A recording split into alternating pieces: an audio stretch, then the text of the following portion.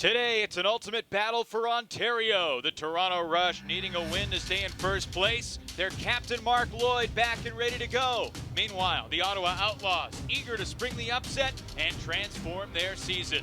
Another AUDL Saturday showcase begins right now.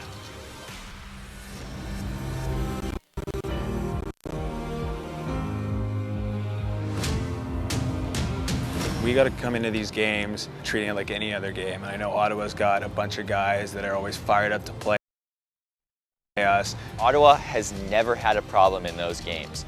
Their offense runs so smoothly in the games when they play Montreal. And if they can find a way to make that work against us, we're in for a shootout.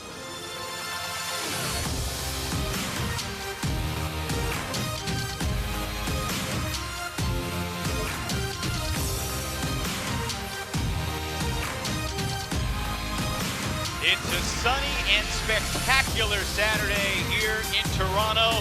Great view of the CN Tower overlooking Varsity Stadium, and we welcome you to our AUDL Game of the Week as the Toronto Rush play host to the Ottawa Outlaws. And we welcome you into our broadcast booth. Hi again, everybody. Evan Lepler. Great to be alongside Brian Jones. And the Toronto Rush have set the standard. The three-time defending champs have never lost to Ottawa, but the Rush are missing a few key pieces today, and this Ottawa team has some pizzazz too. Yeah, no Justin Ford, none of the Boston players they picked up that were high profile. If Ottawa's going to steal a game, today's the day to do it. Well, the Rush have Mark Lloyd back. He won't be wearing his knee brace for the first time, so that'll be interesting to see how he looks and feels out there. But this Ottawa team, led by an elder statesman who doesn't look like an old guy the way he plays, Derek Alexander, just an unbelievable distributor of the disc. Yeah, he may be one of the smallest players out in the field, but he's a magician with the disc. All kinds of release points. There's no mark out there that can stop him. You can only hope to contain him a little bit. He gets every other throw. He runs the offense. He is the offense for Ottawa. He's so much fun to watch, and he'll be throwing the passes for the Outlaws, receiving them for the Rush, Isaiah Masik-Kelly. And a year ago, he really stepped in when Mark Lloyd got hurt. Now that Lloyd is back, how does that change Masik-Kelly's role, if at all? I don't know if it changes it. I just know it's going to make Toronto a lot more scary. When you have two huge receivers out there and both of them have monster throws, you don't know who's going to get the disc. You can only choose to guard one of them, maybe try to contain them, and it's just going to make Toronto better and better as the season goes on. Well, the Rush are no longer undefeated, but they need a win today to stay in first place. Ottawa looking to transform its season with an upset here in Toronto. The Rush and the Outlaws opening pull coming up.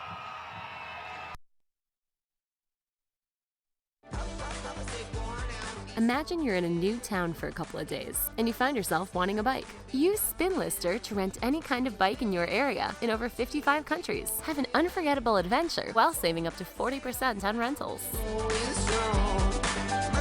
And whatever you do, don't forget to enjoy your ride.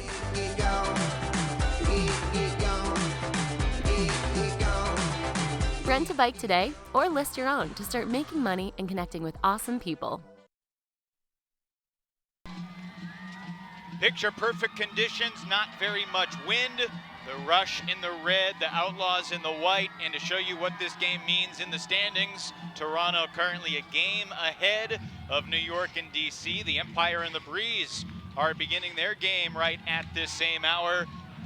And the Montreal Royale at 2-4. Montreal has beaten Toronto, but lost to everyone else at the top of the division. And Brian, if Ottawa wins this game, how would that change their mindset going forward? I think it gives them a chance going through the rest of the season. A pivotal game here puts them back in the three-way kind of grapple for that third and final playoff spot in the East. And it's been a long time since we've seen anybody challenge Toronto in general. DC and New York today, a big day for the East Division.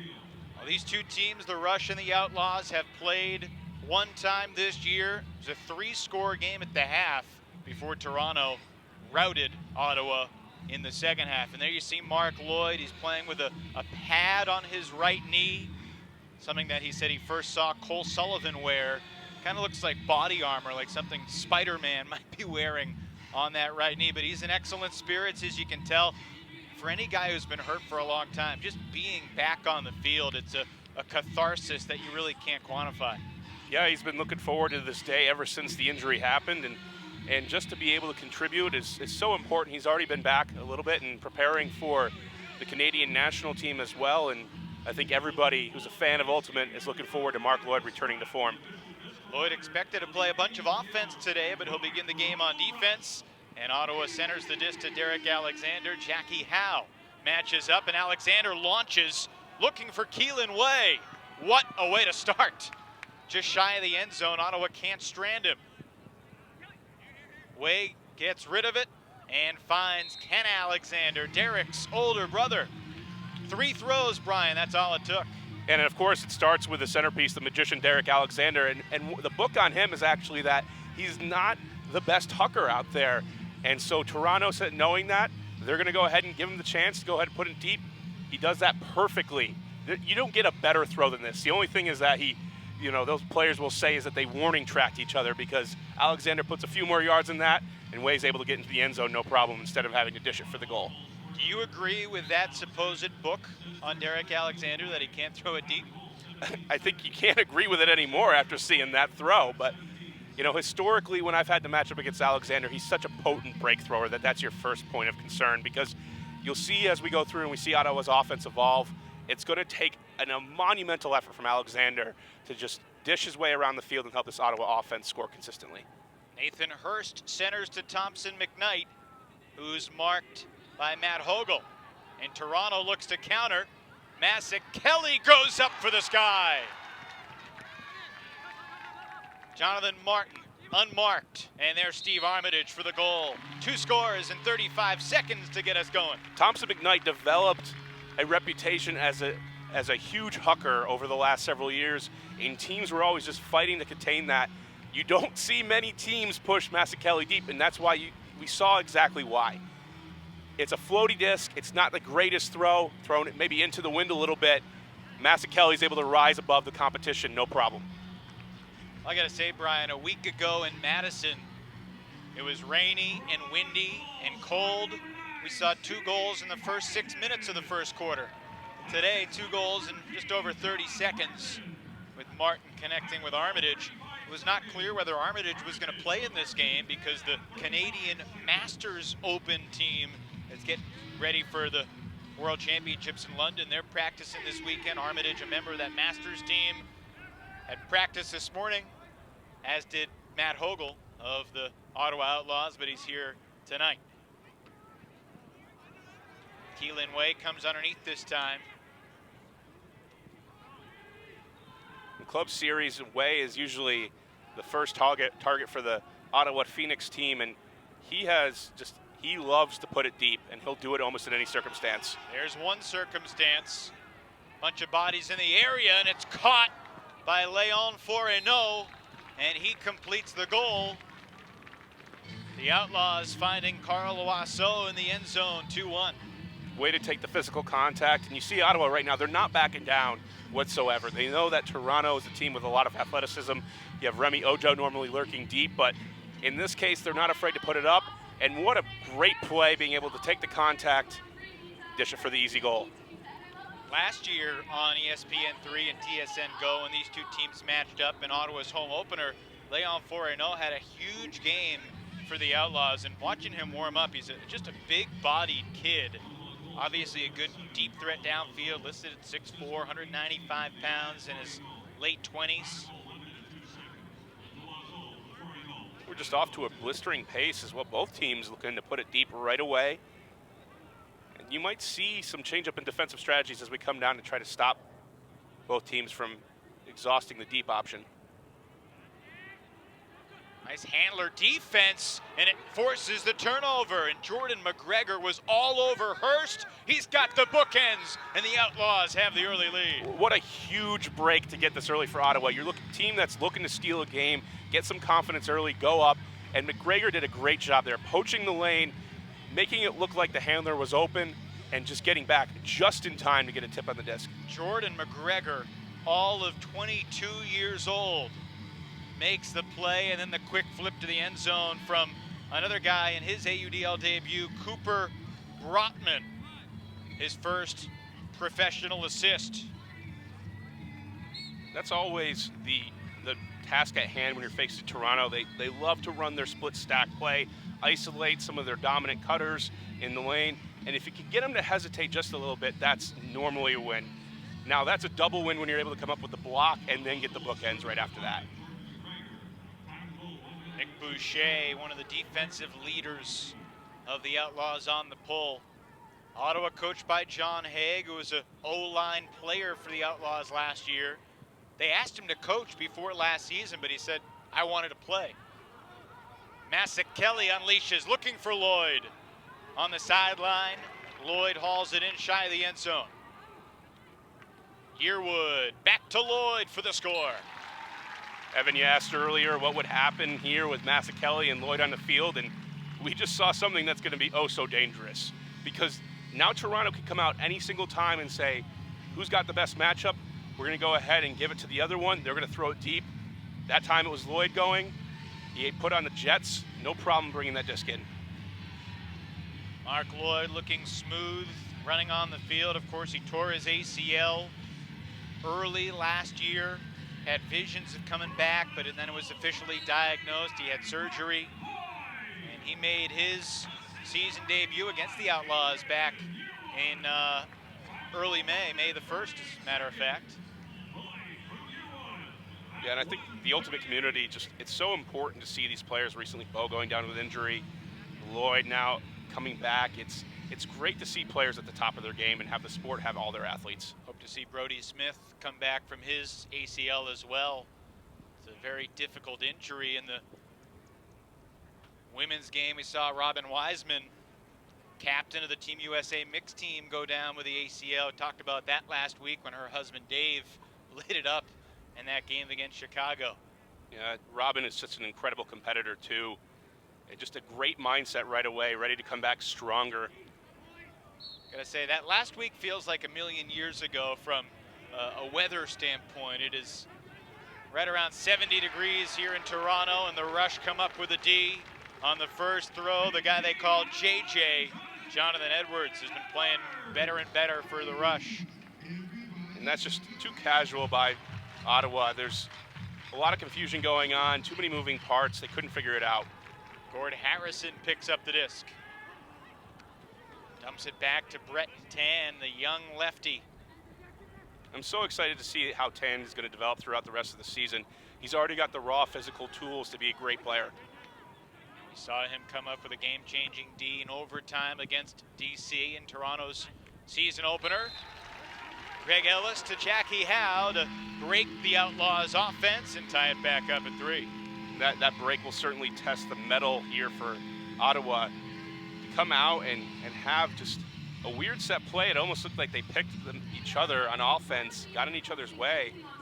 And as soon as you see that hesitation, that usually means you want to go to another option.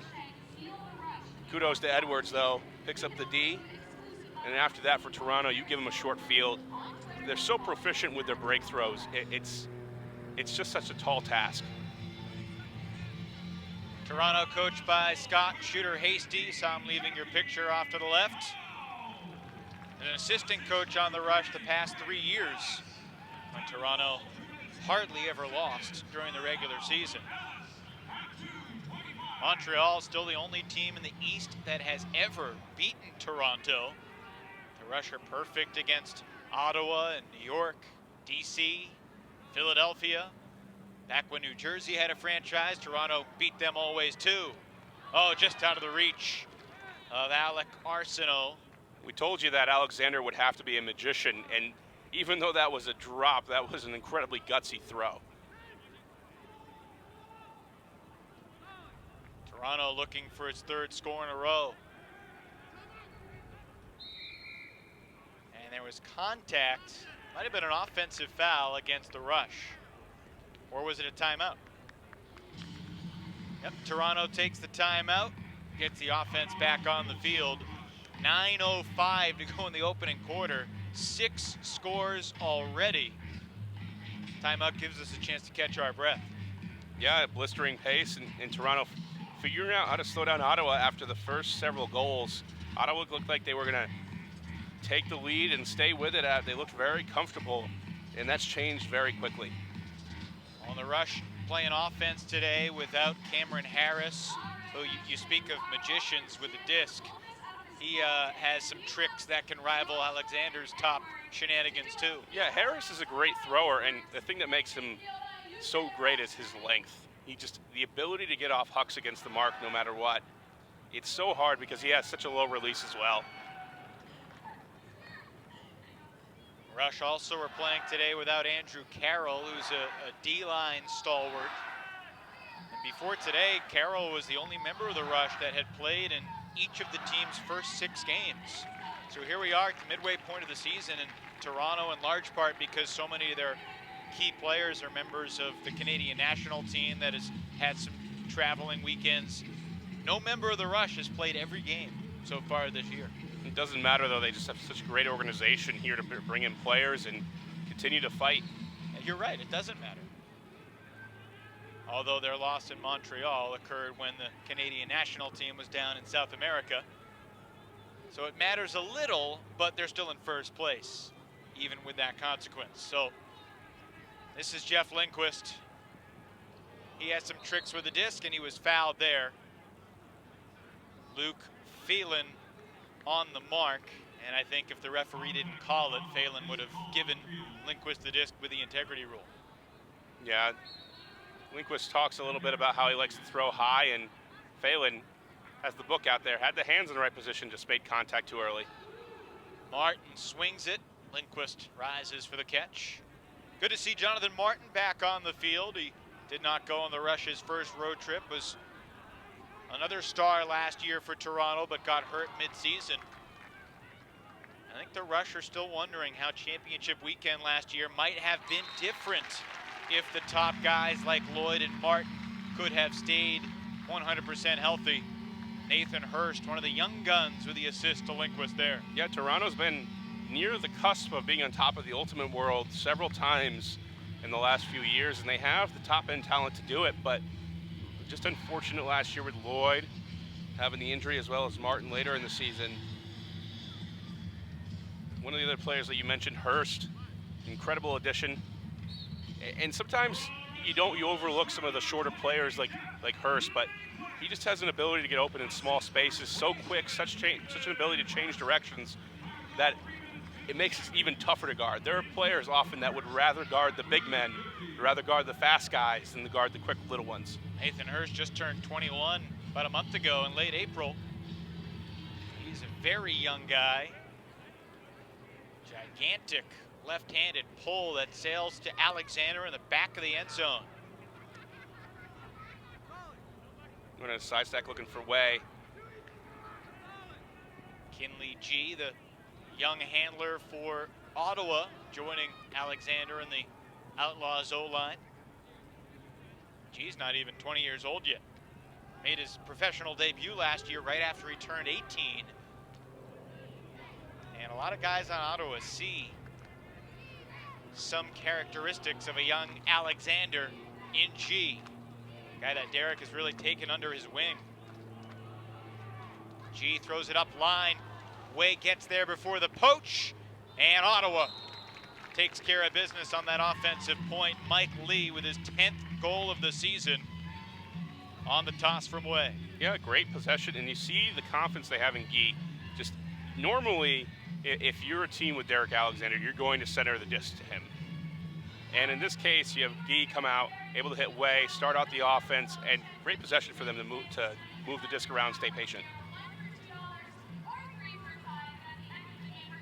G threading the needle as Way beat Harrison up the line, and pretty good bid there from Jarrett Marin, but he fell just shy of the disc. Marin is another name that's gone through the kind of junior ranks for Team Canada. Somebody that, with all the attention you pay to Breton Tan and Hurst and all the other names in Toronto, he's another guy that has a lot of talent. It could be a rising star here for Toronto. He's been on the Rush for a couple of years, but you forget how young he still is. Jarrett Marin, 21 years old too. Stall called on McKnight. He had nowhere to go. Boucher slices the flick into the end zone for the score.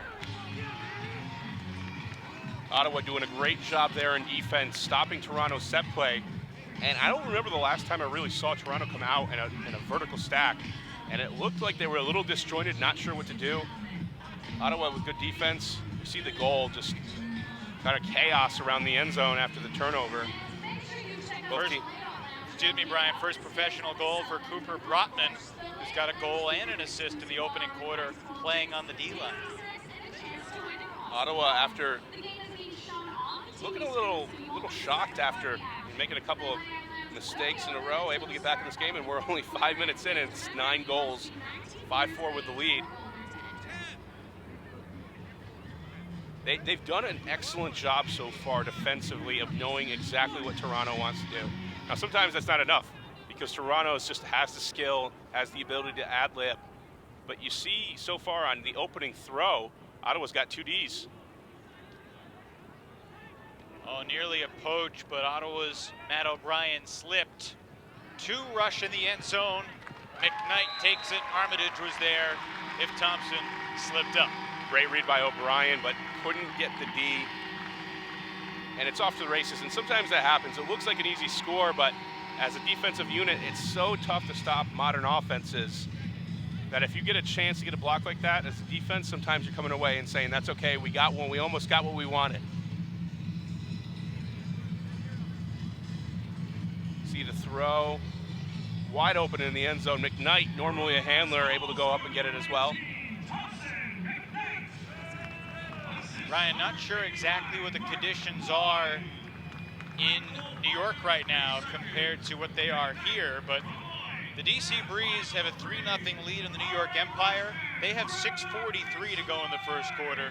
We've got 6:56 to go in the first quarter. We've already seen 10 goals compared to just 3. And a lot of deep shots. Teams here changing up their set plays, giving different looks because these are 2 rivals that know each other very well.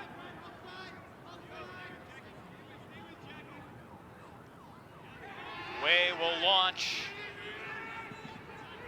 Contested and incomplete. McKenzie and Howe preventing Berg from making the play. Not the greatest shot decision there by Way. Had an opportunity to throw a scuba to wide open G, but decided against it. Low throw, misreleased perhaps by Harrison. Ottawa regains possession. And Ojo tipped it, but Alexander able to secure possession after the deflection. Wind picking up a bit, making these throws a little bit floatier. Fun matchup downfield now as Derek Alexander trying to shake free of Remy Ojo.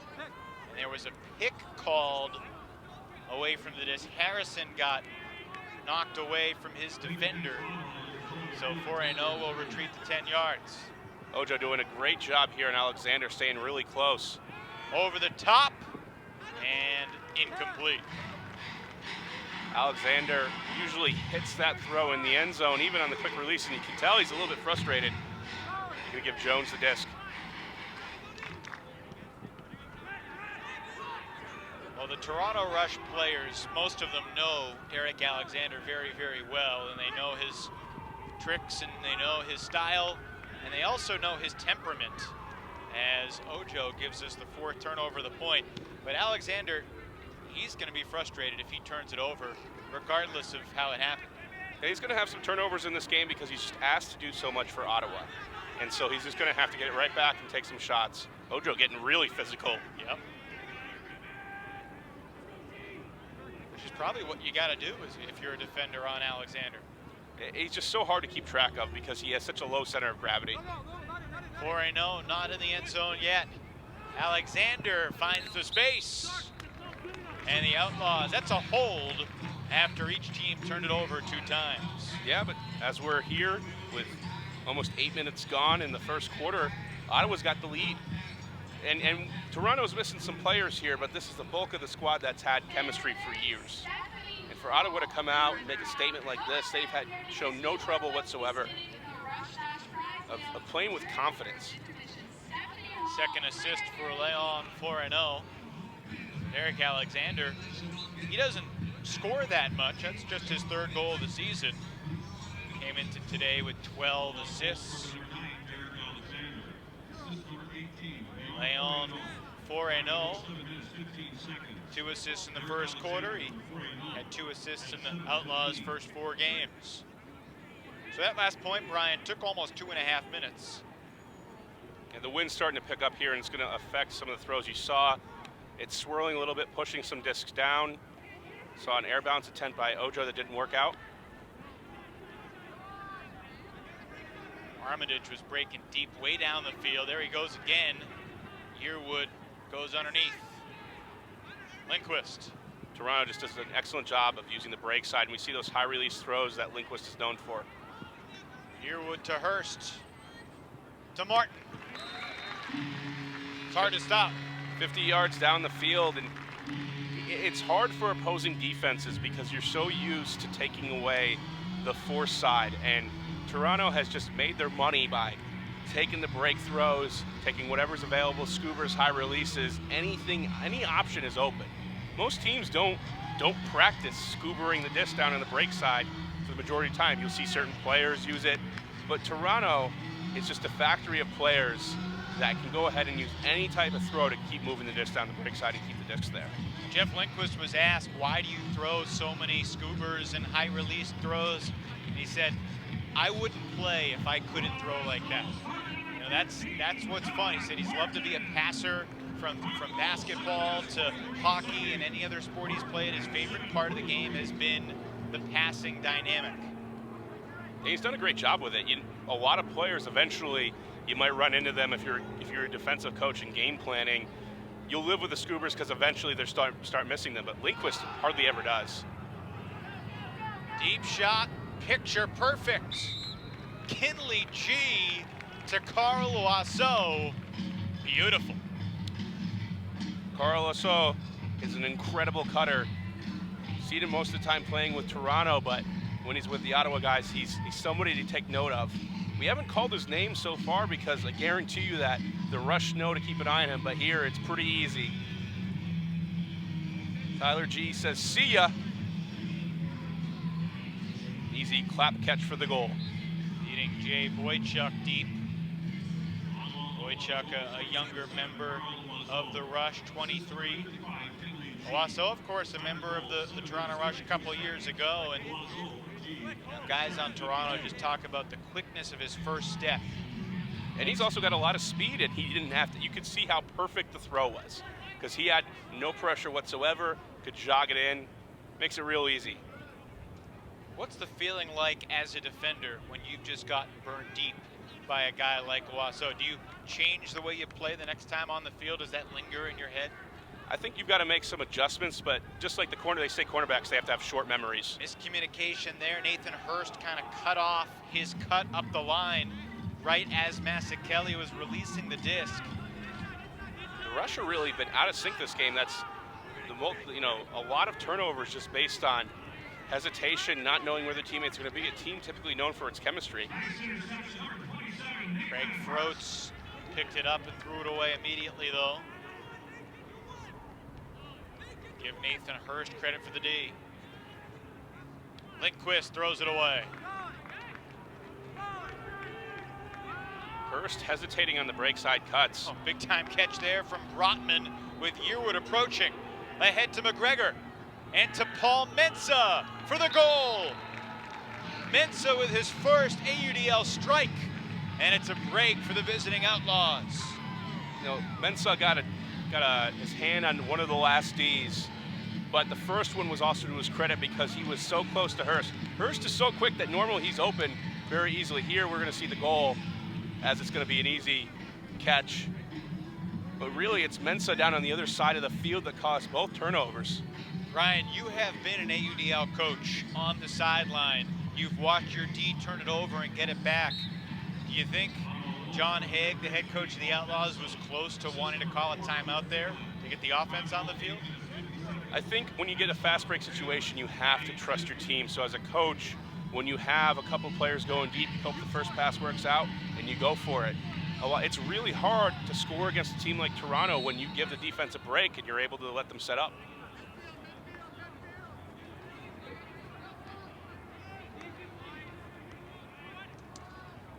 Here we have an offside call that's going to give Toronto a short field, and a different look for the Rush. I have not seen them in a host stack and honestly, as far back as I can remember.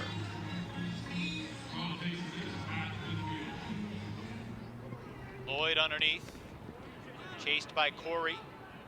Quickly 25 yards ahead, Edwards.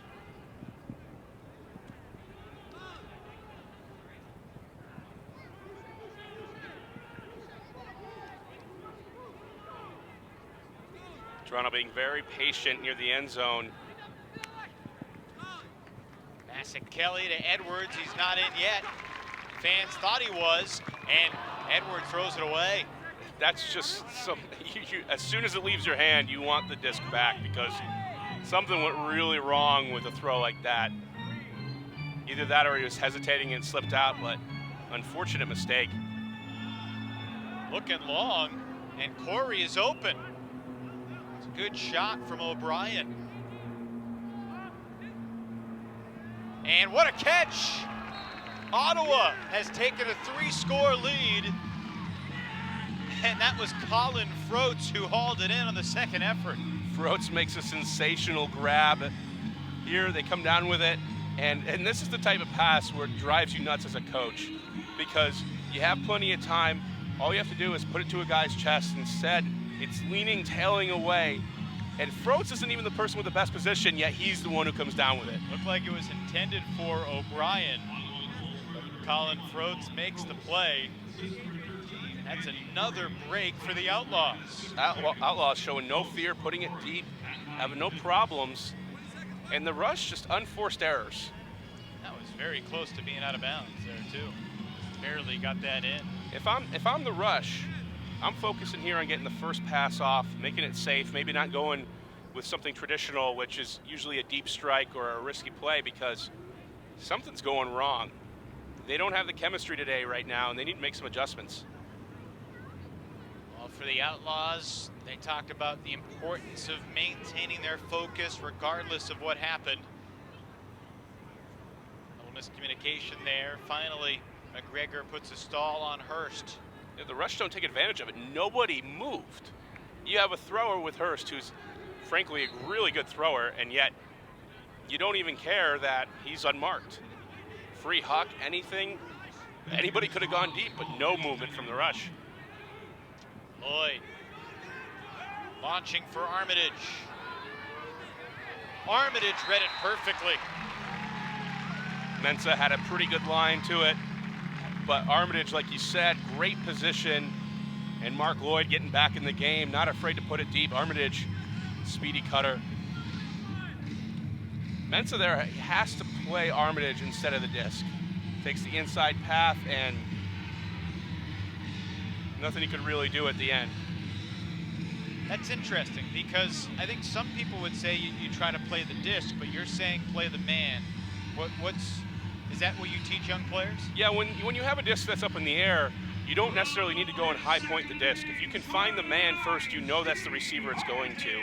You know he's got to make a play on it. If you can box him out, get good position, you're going to have a better opportunity most of the time, especially when it's a pretty good throw. From there, you find the body, try to keep the receiver on the ground, try to make a better play for yourself. Lloyd ends up with his second assist on a throw that nearly could have been D. Ottawa's been close here several times.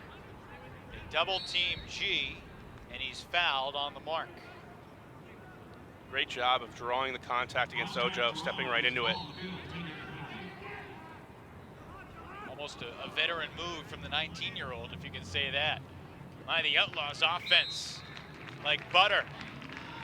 Keelan Way to Matthew Berg, and it's a 10-point quarter for the Outlaws here on Toronto's home field. Who saw that coming? I gotta say, I don't like Toronto's body language right now. We talked to Gary Watanabe before the game, we can't say sports psychologist here in Ontario, so. Mental skills coach. Mental skills coach. And somebody who's been developing mental toughness with teams like the women's Canadian ice hockey team and other teams of that stature.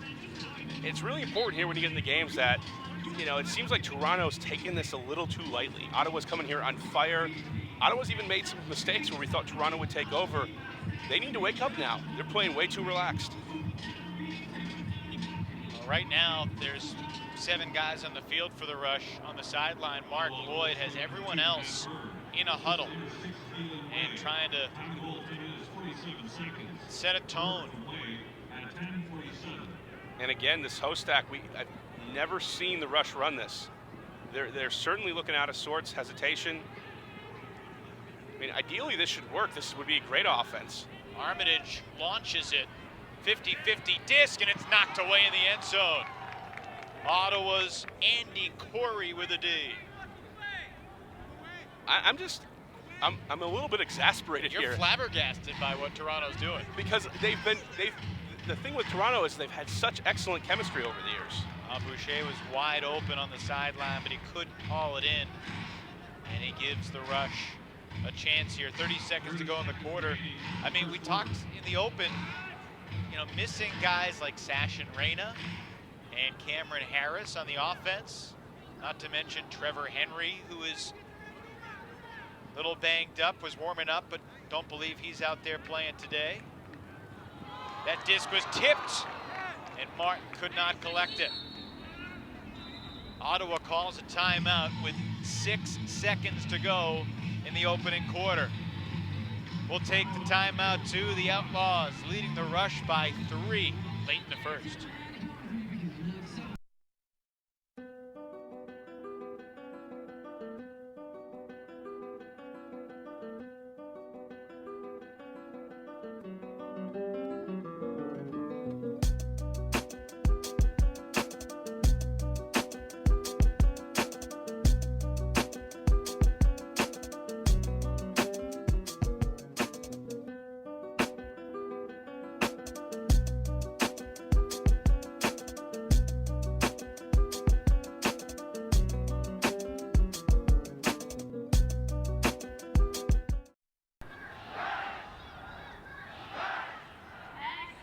So the Outlaws with the disc and a 3-score lead as we welcome you back to Varsity Stadium. And here is how Ottawa got the disc back. The deflection from the Outlaw making the play. Russ Nichols. And with 6 seconds to go in the quarter, officially 7 seconds on the stadium clock, as the Rush fans finally get a beautiful day to come out and watch their home team play. And yet an off-kilter start for the 3-time defending East Division champs. So quick restart, Hammer beats the double team, and then Andy Corey lets it fly. Lloyd circling, and Lloyd snatched it from the sky. And that's how the opening 12 minutes comes to a close. Lloyd, you can check that one off the list. You're able to get up and get the Skydee that we always have known you'd be able to do. Well, the Rush with a strong defensive stand in the final seconds, but you would not call this a strong defensive quarter for the Toronto Rush, not by any standard. No, they haven't been able to get the blocks they've needed, and really just offensively they have a lot of adjustments to make. Here is a case where they need to simplify their game, get some simple just progressions down the field, and they'll be doing a lot better here in the second quarter. 1 down, 3 to go. Ottawa in front, 10-7 here in Toronto.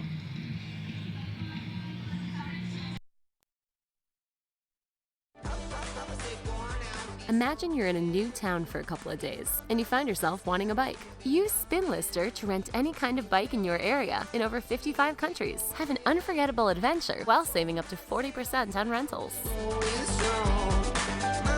And whatever you do, don't forget to enjoy your ride.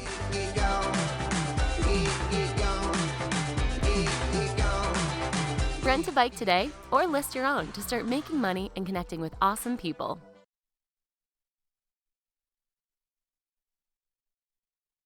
No matter why you're on the road, travelers all want the same thing. Great service, a clean, comfortable room, and a price that saves you more for what you travel for. And that's how we've always done things at Motel 6. Now we're renovating our locations nationwide with a fresh, modern look, still for the lowest price of any national chain. So you'll see us in a whole new light. I guess the more things change, a great deal stays the same. I'm Tom Bodette from Motel 6, and we'll leave the light on for you.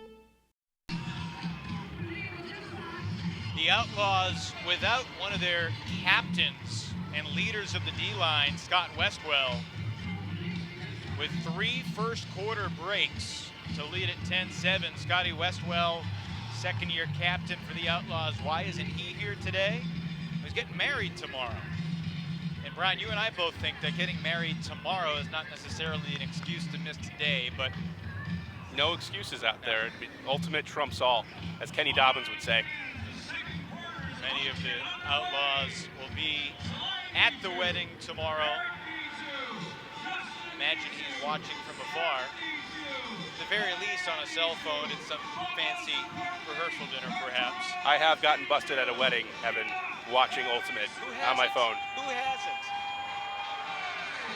Last year, I watched you and Megan call the Vancouver upset of Seattle from a wedding reception in the DC area early April. And I was watching you at USA Nationals. Some things just take precedence.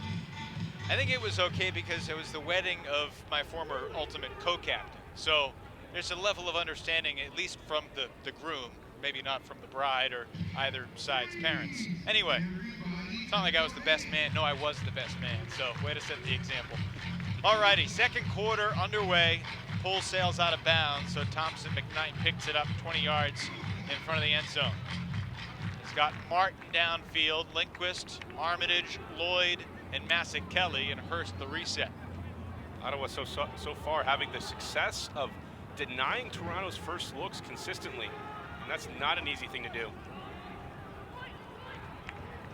Lloyd launching. Armitage read it well, but he's shy of the end zone. Armitage has really gotten better with the disc in these situations over the past couple of years. Armitage doesn't get the stat there in terms of the goal or the assist. McKnight to Lindquist. Yeah, Lloyd, you can see Lloyd is one of the players right now getting into a groove for the rush, getting a lot of confidence, and this sometimes happens when star player's been out for a while, he comes back, he's trying to just contribute, and all of a sudden he kind of feels the need to step into a bigger role because everything else is going wrong. Pretty good throw, bit of a warning track, could have put it out in front a little bit more, but Armitage, no problem tracking it down. And after that, it's just a piece of cake. How have you seen Stephen Armitage grow as a player these past few years? Because he showed up at Rush tryouts, not really an entrenched guy in the Toronto Ultimate community, but he comes from a track and cross-country background. And I remember Mark Lloyd telling me this guy just ran forever. He never lost full speed. He never got tired. Yeah, he figured it out. Timing in general has been great.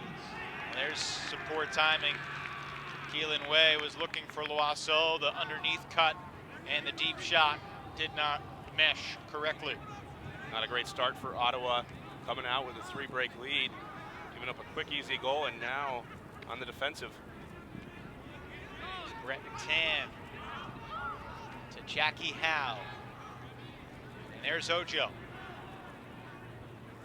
His toss under, knocked away. Great hustle underneath from Matt Berg to come up with a D for Ottawa. Very impressive here, the defensive response from Ottawa. Athletically, they're all over the place, able to swat down any throw that's errant. Keelan Way had it swatted away by Jonathan Edwards. Another D for Edwards. Great position by Edwards, able to enforce in the area there physically. Get an easy leap up. It makes the defensive block look easy, and that Way had no chance, but the work was done all before the disc came into the area. Wow. And scoring at a blistering pace, but have you ever seen Toronto this just discombobulated in general as a team? You know, on this field in the championship game 2 years ago against San Jose, might have been the worst game that the Rush ever played. Other than that, nothing really comes to mind. Alexander's hammer, a beauty. He missed the first one, but you don't get too many of those from Derek Alexander. He makes the improbable throws look casual, and that one had no doubt as soon as it left his hands. Leon Foreno with the goal. That is an important score for the Outlaws. After a 1:45 point turnover or two aside, they were able to convert and secure the offensive hold to start the quarter. And now they can get the strength of their team back in the field. Defense has come up huge early on in this game, stopping all of the set plays for Toronto. Toronto started off the game pretty easily, had an open deep shot that worked out, but since then, they've been slowed down. Ottawa's been all over the place. If you're a team in the East right now, you should be watching the first quarter and up until now as a kind of a way to disrupt the rush. Well, it's funny, you know, Ottawa has never lost to Montreal. The Royale have given the Rush a bunch of problems through the years. And the coaching staff for Ottawa thinks, you know, as we'll pause the story as McKnight launches, Kelly and Martin both in the area. And it's Kelly who waved his arm and like magic came up with a disc. Toronto's offense has been reduced to putting it deep, but you know what? When you have a 6'4", big bearded target, why not? And this is the role that McKnight grew into early on in his days in Toronto scene, putting it deep.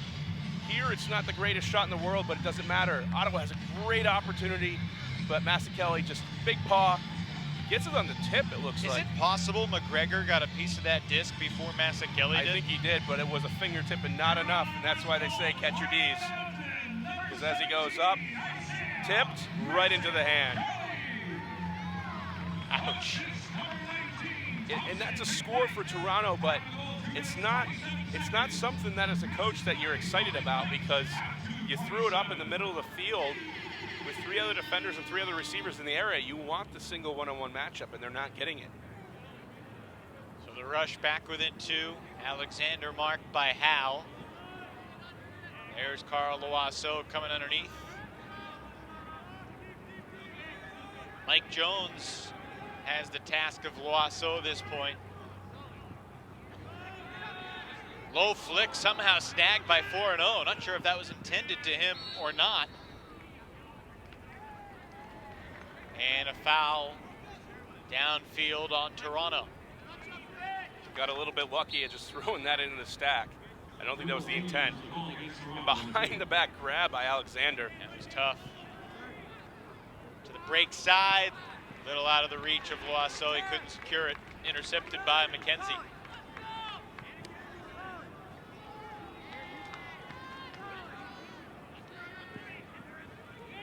The Outlaws are a team that have played much better against the clubs that they're most familiar with at times. That's one of the reasons they've been able to handle Montreal, and I think that has a lot to do with how they're playing today against this Toronto team.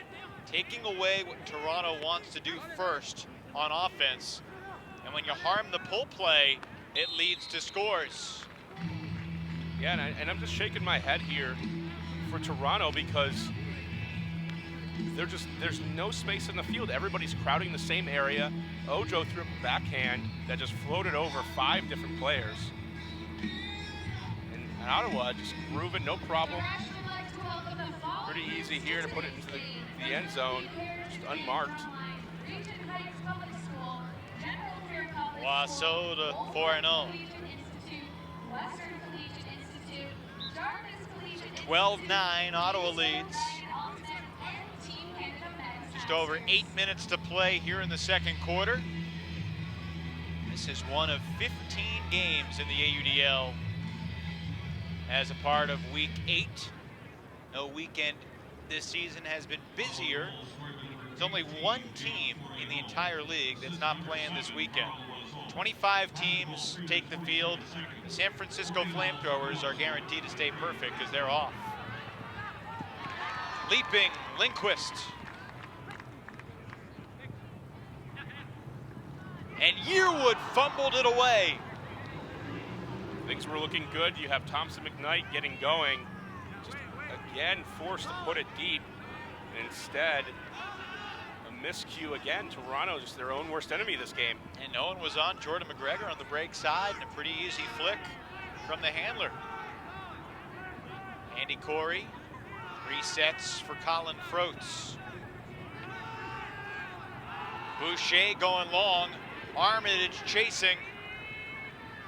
And from behind, Yearwood gets the garbage D, trying to make up for his goal line turnover. A lot of people don't know this, but when Yearwood was younger, he was a defensive standout, and a lot of times not playing O for the Rush, but he has guarded players like Bo Kittredge for Team Canada. Yep. And been responsible, was considered athletically elite. This play was set up by the gorgeous hammer from McKnight cross field, and then Martin just floated it ahead for Kelly. 12-10. You shouldn't be surprised, because normally you're used to seeing McKnight dish it off to Kelly, to Linkless, to Cam Harris, and the other ones taking the big shots, but McKnight is cold-blooded, has no problem launching these types of throws, has done it for years. Yeah, that's one of the bigger hammers I remember seeing from Thompson McKnight. Going all the way across the field, using that entire width. And John Martin with his second assist. McKnight, one of the players keeping Toronto in the game. As we're getting to the late stages here of the second quarter, an opportunity to make up some more ground. See if they can make the adjustments against Ottawa, who's had their own struggles, but also made some big plays. I think the most incredible thing about what Ottawa has done so far, and perhaps I should change my tone as the Rush look to break, I was gonna say that Derek Alexander has not been incrementally involved so far as the Rush get the break. An easy one from Harrison to, I believe, McKenzie. Yeah, just a miscommunication off the start. Way is coming into the break side space, and G is seeing him, but as soon as the cutter changes direction, it's an easy D. And this happens sometimes as you're trying to get going, but as we take a look here, Toronto, they're so good at the insides. These break throws, you can't be having your hands marking high all the time, because you keep doing that and they'll take it away. And they'll go ahead and start just decimating your defense.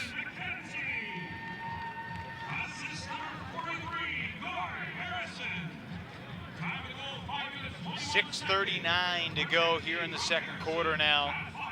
And an important O point for the Outlaws after surrendering the easy break. Alexander centers to G. Keelan Way. Mike Lee back to Alexander. G is streaking deep. Ken Alexander throws it out there. And it's knocked away by Garlock Lee for Toronto. Great option deep. G was open, but throw wasn't good enough. And G didn't take the inside position, and that's why it's important to also play the man like we talked about earlier. Garlock Lee able to get in there and get the nice block.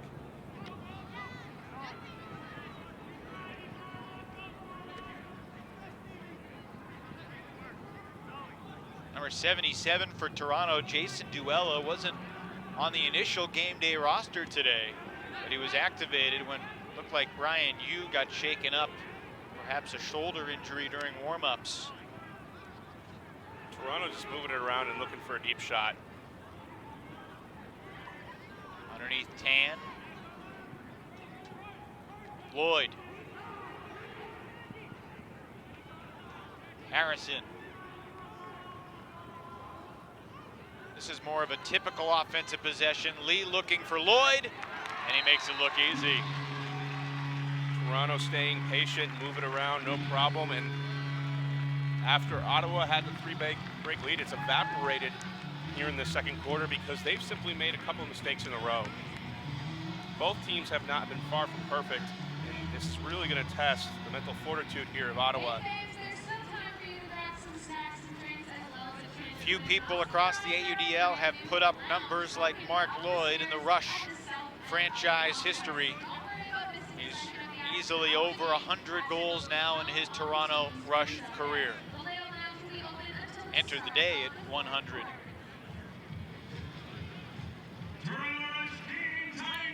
Such a prolific scorer, great on defense, and that's one of the all-time highlights is him laying out one of our Dragons players. We were happy to travel all the way to Toronto to be on ESPN3 for that. That was right in front of you on the sideline, wasn't it?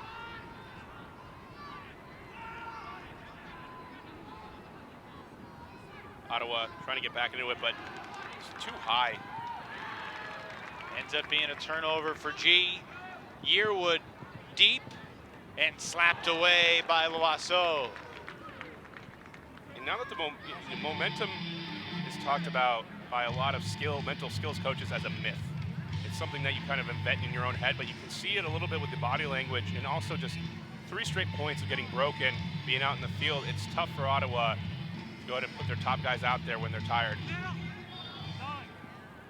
That's why depth is so important. Alexander looking long. It floats forever, but not long enough. Andy Corey, a yard shy on the bid. Great looking throw. Out in front, hanging out there for the receiver to be able to make a play on it.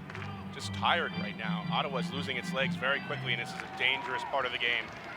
First lead of the afternoon for the Toronto Rush. Just no energy left on the field for Ottawa after the turnover. It's been several points in a row, and a timeout wouldn't be unwise. And that's exactly what we're going to see. They're going to have to regroup and see if they can get back to the offensive form they showed earlier in the game. Edwards gives the Rush their first lead of the day, and Ottawa takes a timeout. 4:06 to go in the second quarter. 13-12 Toronto.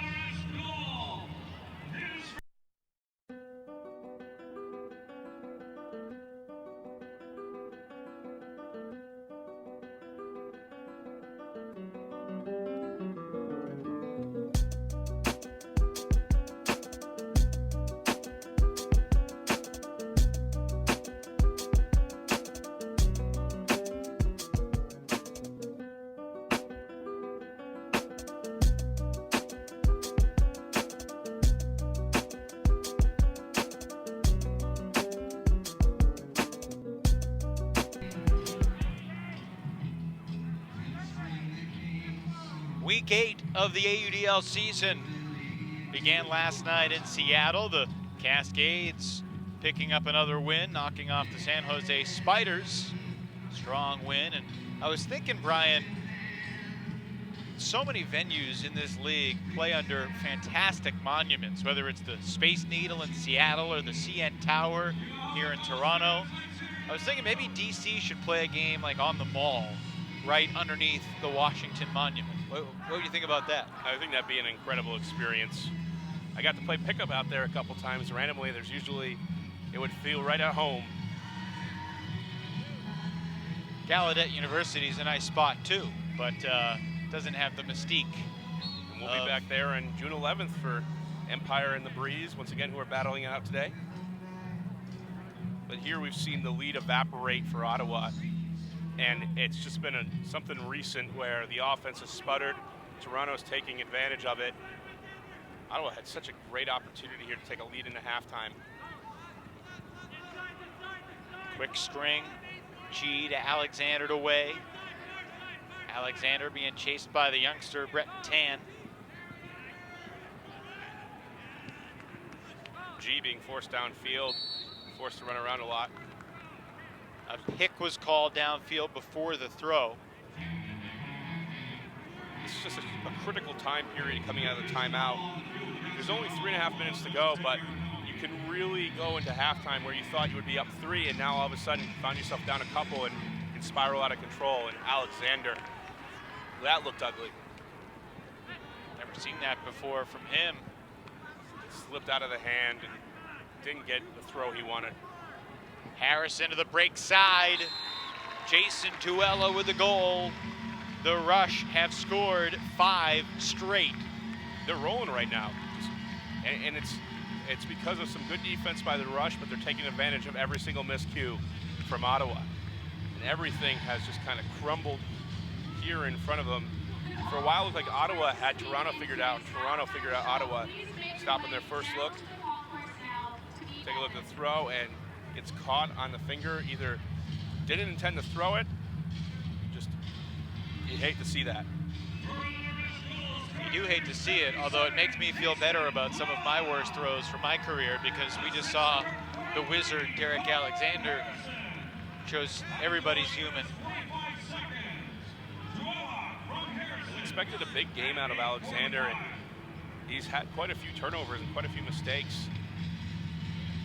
Ottawa's got to put in a couple of good possessions here, take it into half, and regain their confidence. When these two teams first met, it was 13-10 at the half, Toronto leading. On a much uglier day, weather-wise, than it is today. A strong attack of the disc. Corey comes up with it and unleashes. Certainly contact downfield, and a late whistle ruling Harrison went into the Outlaw receiver, Hogel. Harrison had great position there. That's a really tough call to make, and the contact was not initiated by Harrison. I don't think that should have been called. See if the Outlaws can capitalize. Boisseau to Way, but a whistle as the disc was in the air. And a foul on Ottawa before the release. Some pushing going on, physicality in the stack.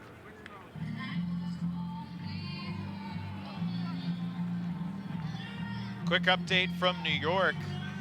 The DC Breeze quickly jumped out to a 3-0 lead. A low-scoring game. It's currently 7-5 DC late in the second quarter. Refs calling just about everything as we go back and forth.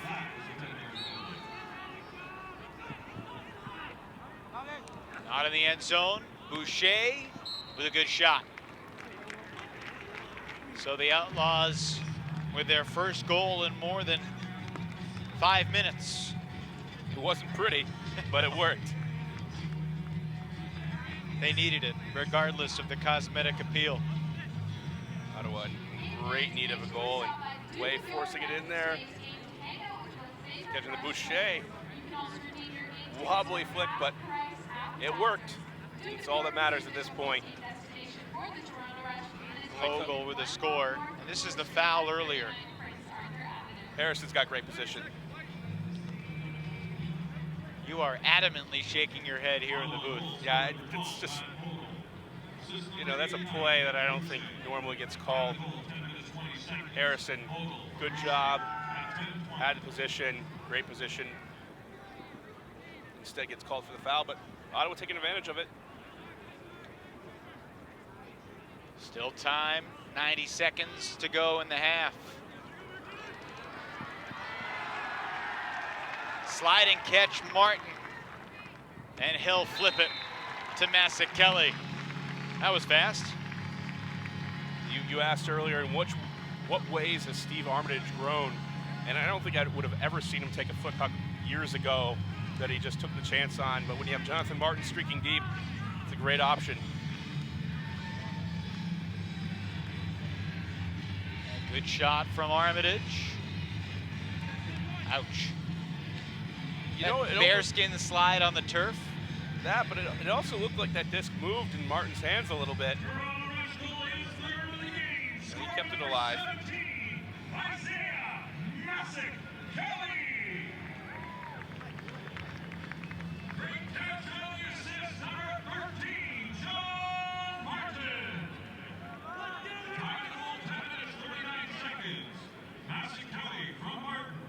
So the Outlaws will receive the pull to begin the third quarter. They're going to try to close the half with a score first. Alexander. Scuber. 4-0. Under a minute now to play here in the opening half. Nice toss from G to Alexander, and he'll go cross field again, just out of the reach of Berg, who hesitated slightly in pursuit of that shot.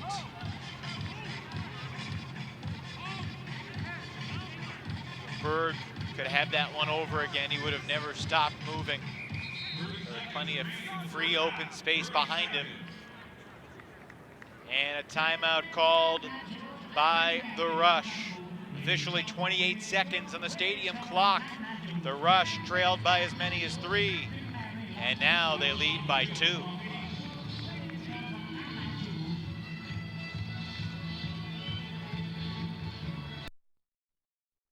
No matter why you're on the road, travelers all want the same thing. Great service, a clean, comfortable room, and a price that saves you more for what you travel for. And that's how we've always done things at Motel 6. Now we're renovating our locations nationwide with a fresh, modern look, still for the lowest price of any national chain. So you'll see us in a whole new light. I guess the more things change, a great deal stays the same. I'm Tom Bodette from Motel 6, and we'll leave the light on for you. Nice crowd on hand here at Varsity Stadium, one of the great venues for Ultimate in the AUDL, site of Championship Weekend 2014, when the Toronto Rush had a chance to win a title on their home field and could not do it. The San Jose Spiders, in their first season, won it all that year. They repeated on their home field a season ago. This year it'll be the Madison Radicals looking to win a championship on their home field. Championship weekend to decide the 5th AUDL champion, scheduled August 6th and 7th at Madison's Breeze Stevens Field. Tickets are on sale now. So the Rush with 28 seconds with which to work. Thompson McKnight marked by Matt Hogel. Lindquist.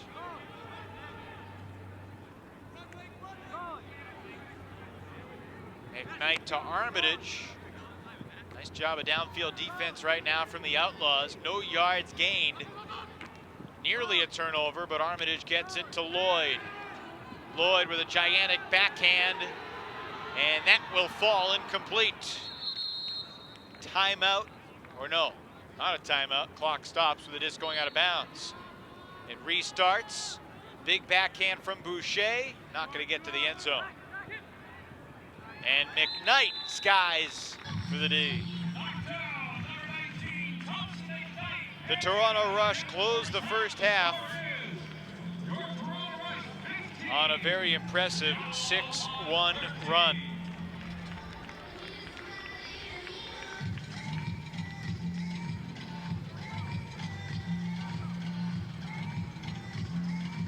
There you see Brian Jones down on the field getting ready to have a conversation with Thompson McKnight. And the Toronto Rush will talk it over. Certainly a first half in which they looked discombobulated from time to time, but a strong closing statement to half number 1 for the 3-time defending East Division champs. They've only lost 1 time here at Varsity Stadium. That was a late season game 2 years ago. Looks like Brian Jones is ready. He's down there with Toronto handler Thompson McKnight.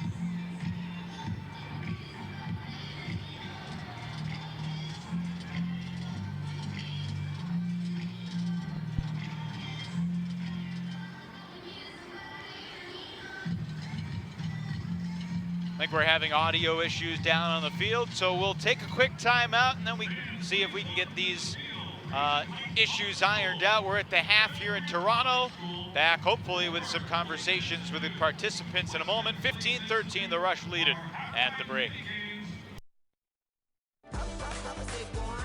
Imagine you're in a new town for a couple of days and you find yourself wanting a bike. Use Spin Lister to rent any kind of bike in your area in over 55 countries. Have an unforgettable adventure while saving up to 40% on rentals. And whatever you do, don't forget to enjoy your ride.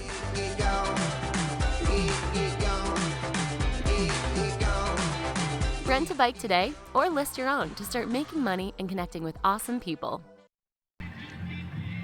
Gorgeous afternoon in the city of Toronto, the 4th largest city in the world, according to the mayor. The Rush leading by 2, and a big reason why, the handler Thompson McKnight. He's down on the field with Brian Jones. All right, we're here with Thompson McKnight here at halftime of the Toronto Rush Ottawa Outlaws game. Early on, you've had a lot of hucks for scores. What are you seeing out there on the field that's making you pull the trigger? They're really kind of jumping on our unders. Like, we like to run a lot of under plays to some of our other big cutters and throwers that look like deep threats, and they seem to have been watching film. They know what we're looking for. So early on, they came out and they really shut that down, and we struggled. And so then we kind of made a little adjustment that we were going to look to open it up a bit deep, and it seems to be working towards the end of that half. So you had a couple of possessions there where it looked like they were jumping all over everything, and then the chemistry wasn't really there. A lot of miscommunications, a lot of turnovers. What adjustments were talked about in the huddle there in the middle of the second quarter? Just like, not like if they shut down something, don't get frustrated and just keep working to get open. And I think, we play with a lot of these guys in other iterations of teams, and like obviously Ottawa's close. We've played with them in college and stuff. So like they know kind of what we're looking to do. So I think we just had to work through that and realize that we have to kind of go back to instinct and work hard to get open. And I think we're doing that now, and we're in a much better mindset at least. Is it easy for you to go back to that instinct of shooting deep? It's something that you did for a couple years ago, and then, like you said, gave it to your big men. What's the mindset that you go through when all of a sudden you have to start letting it rip? I love it. It's awesome. Something I always loved doing, and kind of, I still have it, obviously, so it's been working. But, people knew I wanted to do it, so they kind of shut it down, and I moved to doing something else, and hopefully I can do it more. So, how great it is to have Mark Lloyd back in the field again. It's really awesome. He's playing a lot more D now, so I don't get to throw to him, and that's one of the things that we kind of talked about is that I used to huck a lot to him, and now that he's gone to D-line, eventually he'll probably come back and I can throw him a few bombs. So who's your new favorite target out there? Well, I've had some good chemistry with Isaiah. We play a lot together in the winter and indoor and stuff, and it's easy to throw to the big guy. He can make some pretty crazy catches. He caught one of mine that was a bit too floaty for anybody, but he came down with it. So. All right, well, thank you very much. Thompson McKnight, everybody. Back to you, Evan, back in the booth.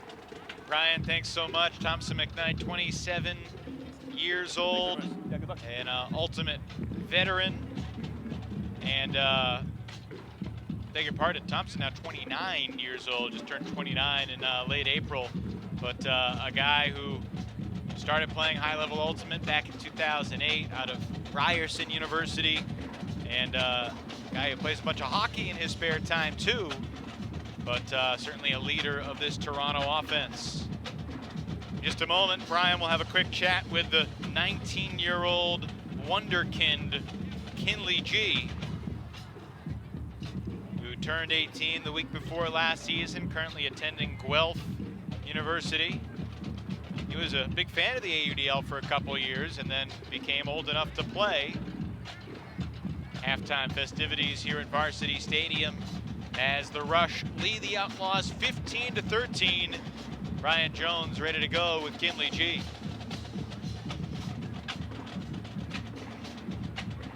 You guys got off to a red-hot start. What were you seeing out there that just gave you confidence to go up against the Toronto Rush? I mean, we came into this game really wanting to keep the disc moving on offense and not get stuck to the high stall count, so we just hit whatever was open, and it really started working and forcing tough throws on defense. So when you guys had a little bit of a rough patch there late in the second quarter, what adjustments do you guys need to make going into the second half here?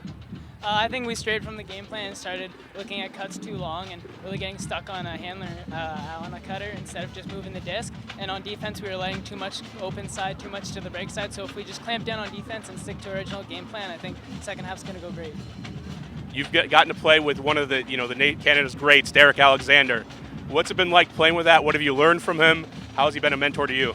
I mean, coming into the season, it was such a pull to play for the Outlaws. I've been watching him for years and learning from the screen, and it's a surreal experience playing with him in practice and in games, and it's just amazing to watch. Everything he does is just that much greater because it's Derek Alexander. He's really taught me a lot, and I feel like this season I'm going to progress more than I ever have.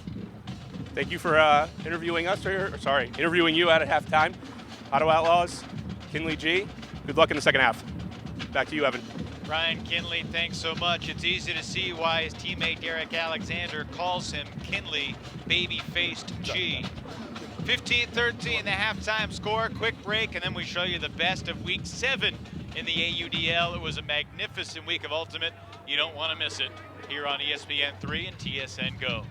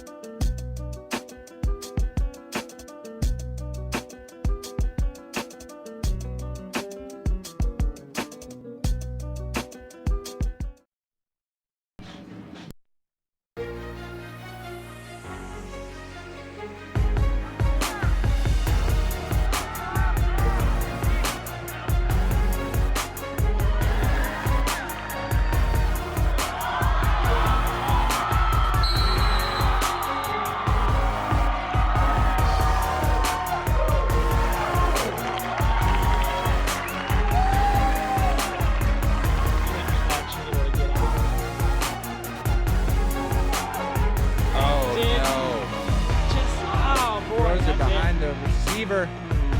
That's it. That's it. And the Soul win the game. Another last-second defeat at home for the Hustle with Blake and Tucker on the call. Yeah, sorry, man. I thought we had a chance to win it.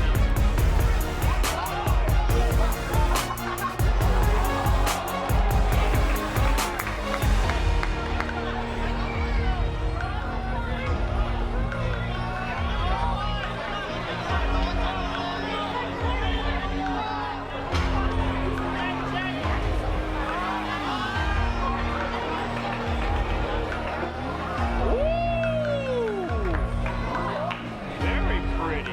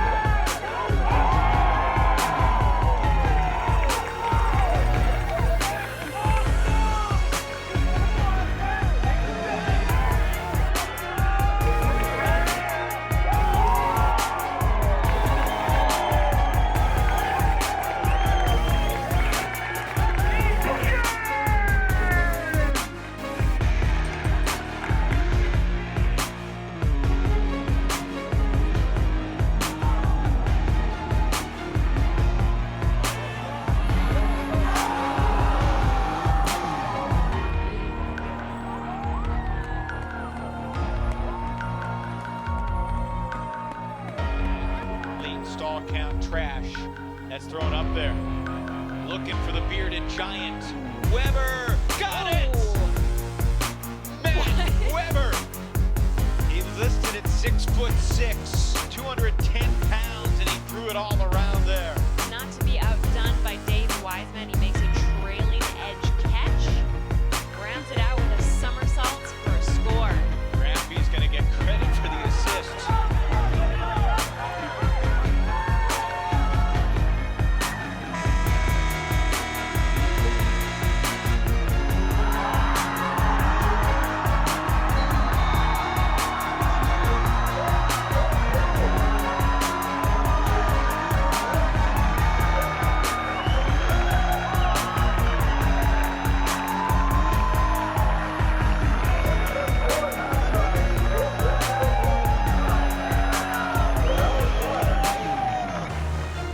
Ultimate disc league. Raleigh controlling an offense. Long pass ahead. That's J.D. Hastings. Doing the somersault as he catches the disc for the goal. I know nothing about this sport. I do apologize. Okay. Jacksonville wins by 1, though, in overtime. Not alone, Nicole.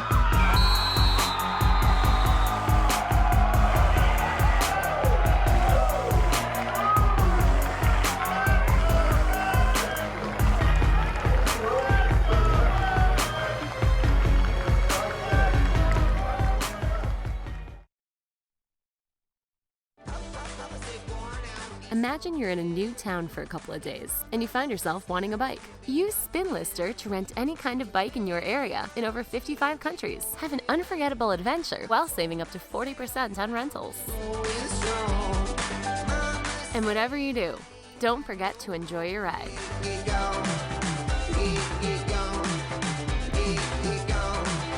Rent a bike today or list your own to start making money and connecting with awesome people. No matter why you're on the road, travelers all want the same thing. Great service, a clean, comfortable room, and a price that saves you more for what you travel for. And that's how we've always done things at Motel 6. Now we're renovating our locations nationwide with a fresh, modern look, still for the lowest price of any national chain. So you'll see us in a whole new light.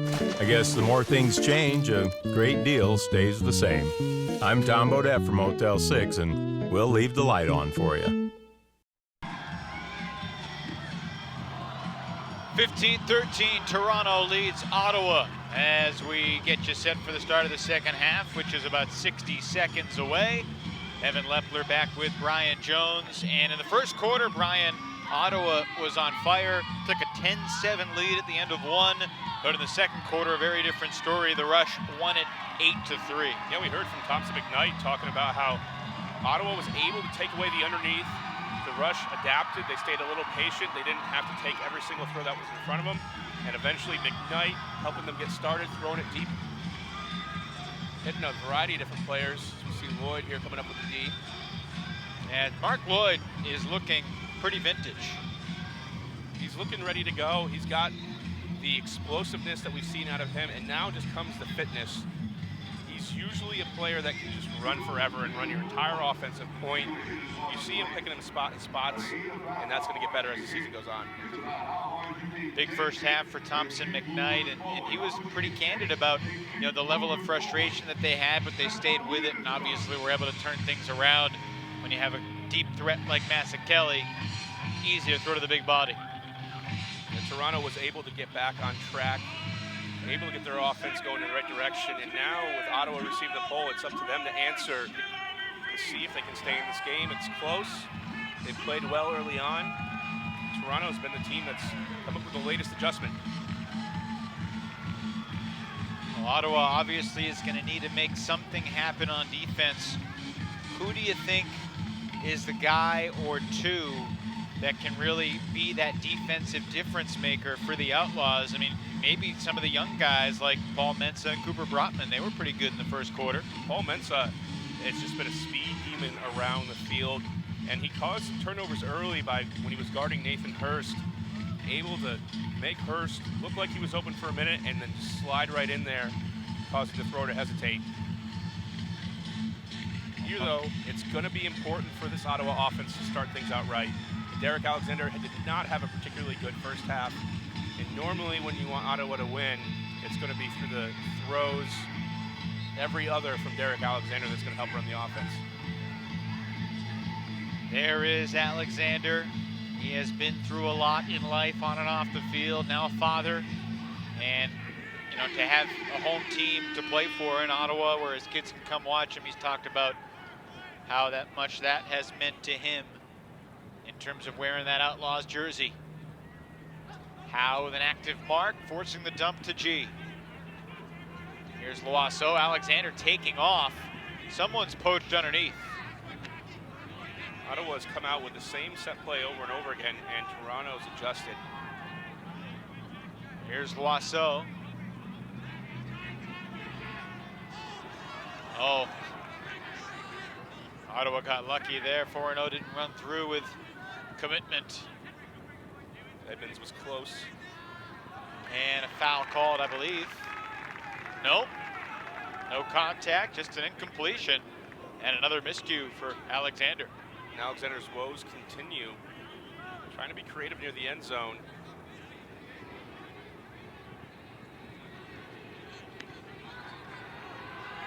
Big backhand, looking for Martin, and he sized it up perfectly. Great read of the disc.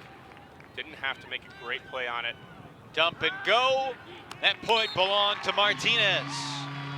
Jonathan Martin gives Toronto the break to begin the second half.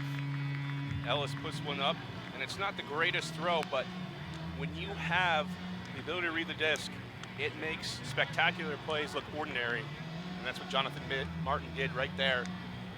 You see here, two defenders closing in, slowing down, tracking it. No problem, no contest. Wide open after the swing. The importance of following your throw, especially in a 2-on-2 situation like that, leads to just really wide open goals. There's a lot of people that like to go and be patient, wait for everybody to get down and set your ends on offense, but if you have faith in your two players right there, just let them run it. It's much easier to play 2-on-2 than it is to play 7-on-7. G centers the pull to Alexander. Jones there defending. Ojo is thinking highlight. But away comes up with a disc. Blades a flick cross field for Hogel.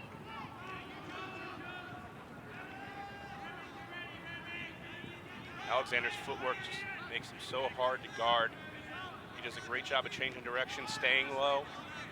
And you see much larger players trying to guard Alexander.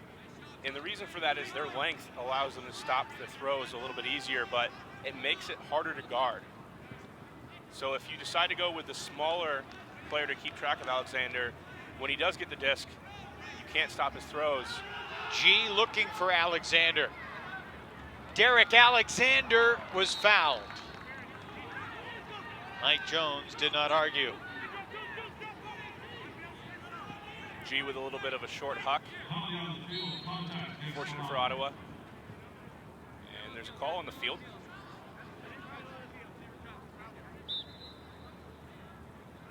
I think I overheard receiver travel saying that Alexander did not set his pivot foot in the right spot.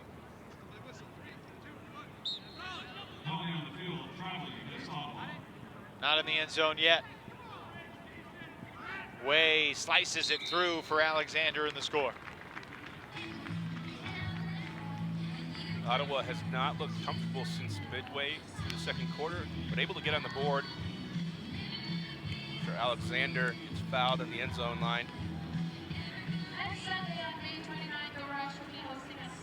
Great inside throw here by Way. Keelan Way is 29 years of age, played on the Canadian Junior National Team back in 2006.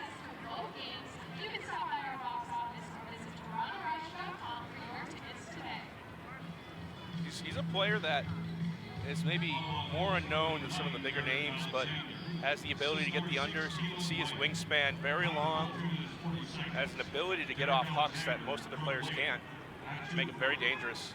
Nice of him to display that wingspan for you right on cue. Another hucker, McKnight, deciding to go back to the unders. This is going to be the tough test. Ottawa's going to have to adjust. They did a great job of taking away the underneath, forcing Toronto to take risky shots. But McKnight loves it, as he said. Where would you rank Thompson McKnight among the best handlers in the sport right now? When you talk about that conversation, you're talking about some players who are just so athletic, like Dylan Freechild, who can zigzag his way across the field and run an entire point. And then you're really talking about some break throwers like Derek Alexander. And then you get to the quarterbacks, the field generals, and that's Thompson McKnight, who doesn't usually make a mistake. He's got great long throws. He's got solid break throws, a good wingspan. He's going to deliver the disc, and he stays patient. You don't see him make too many bad decisions, try to get too creative the majority of the time. Just an excellent overall thrower.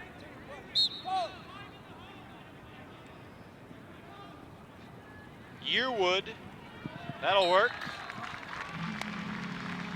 Yearwood usually likes the underneath, but there's a reason why for a long time he was considered one of the best players in Canada, and still is.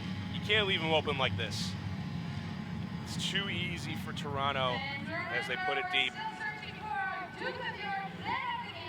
See right here, they say, see ya. Yearwood, no problem.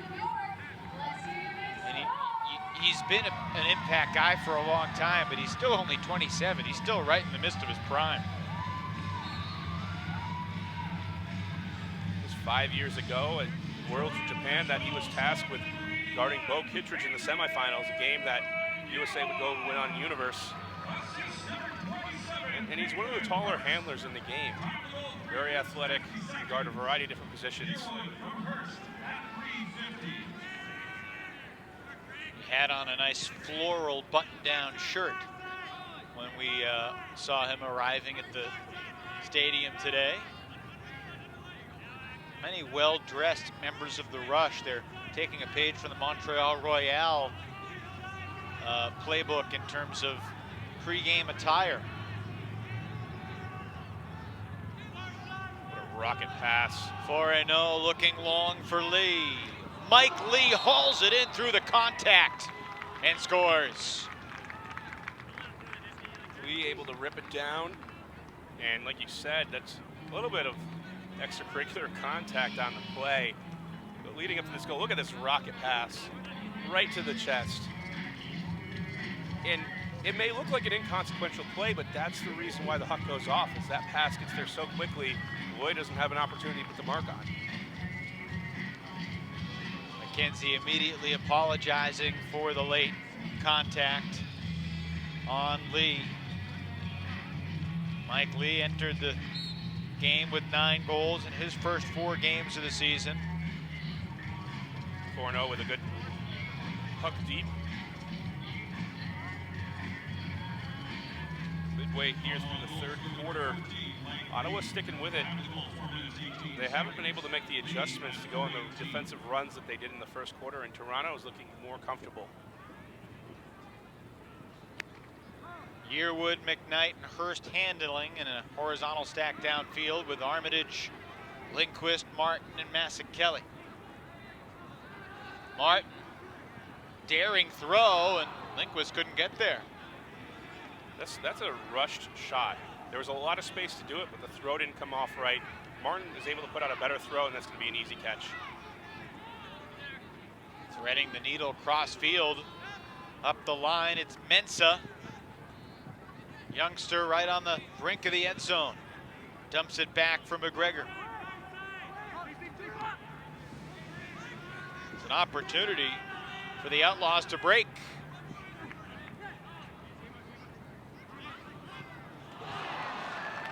And they give it away. Right in the hands.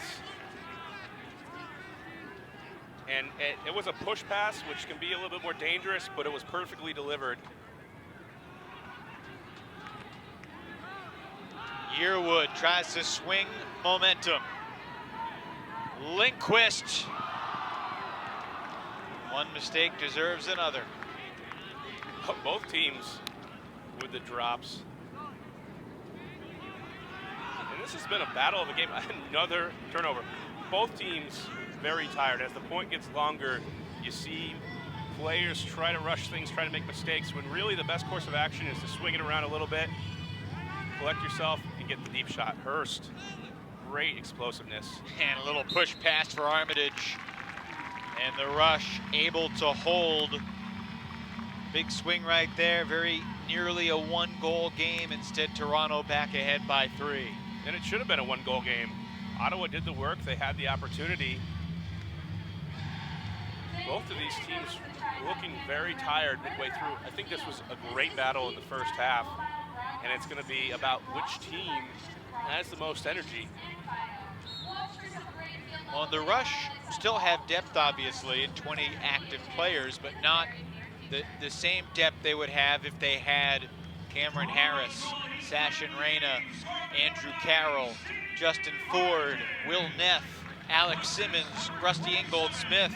I mean, look at the intensity from Scott Shooter-Hasty there. Certainly displeased by the energy. Or doing a little jazzercise, one or the other. I think you also just named another whole team that could go out there and compete in the AUDL. Did you ever gesticulate like that when you were coaching in this league? Only a few times, and it took a while to get that angry. There was contact there, and Ottawa will maintain possession. Berg with a nice catch.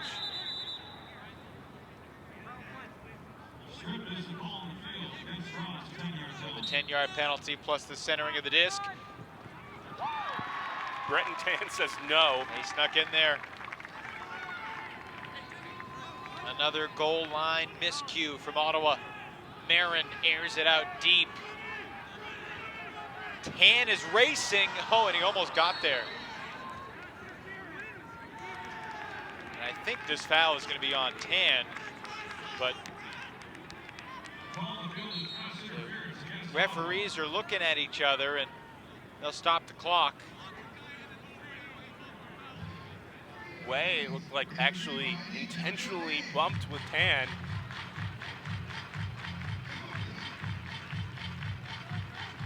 The two 19-year-olds.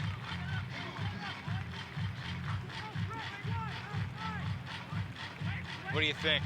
I think Way ran right into Tan. That's a good call. It should be Tan's disc. I think they're figuring this out. And that'll be a delay of game penalty. So Way is not a teenager. He's been playing for a long time, close to 30.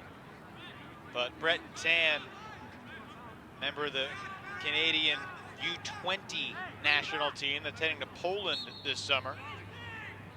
Way doesn't shy away from physical contact. And earlier in the year, getting in some pretty physical matches in the Empire, but Toronto takes advantage, and now this game is starting to get out of reach for Ottawa, but unable to take advantage of two end zone possessions.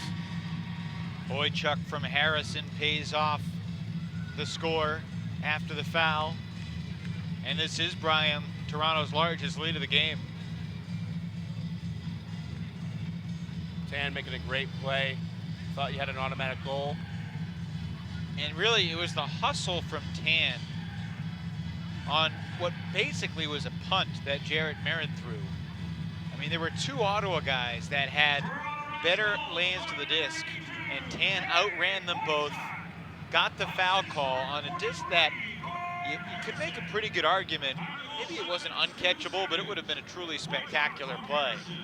And it leads to a rush goal 80 yards down the field.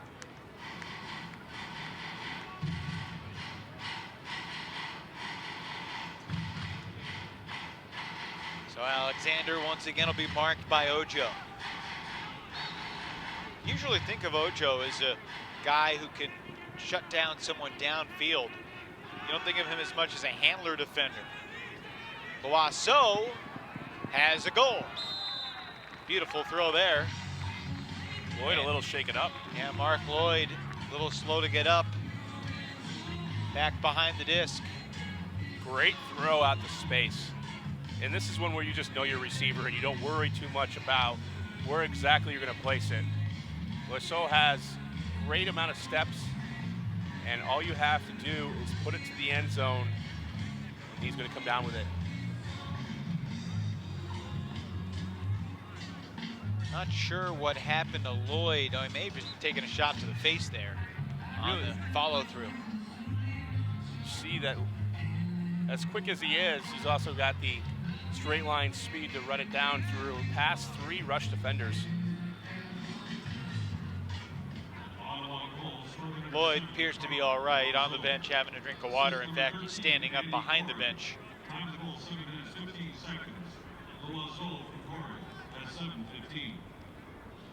Loiseau from Corey, that last Ottawa score. They're late in the third quarter in New York. The Breeze currently leading the Empire 10-8. New York hanging around. Here's Kelly. Off his fingertips, there was some contact, but the ref rules to play on. Some good physical defense there. Both players had a shot at the disc. Thought Kelly would for sure come down with it. Kind of a desperation shot. Oh, Boucher got a hand on it and couldn't bring it in. Missed opportunity there. It's a game of almost for Ottawa. And there Boucher makes the run through D. Plays catch with McGregor. Up the line, Matt O'Brien, the Outlaw rookie, to Boucher.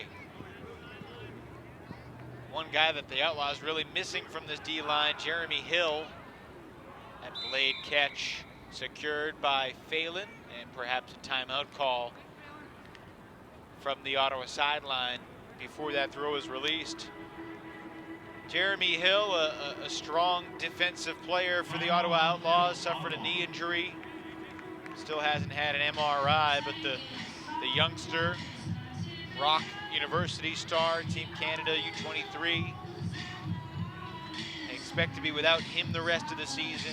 And, this is an Ottawa team that, again, is proving today that they can be competitive with anybody in this division.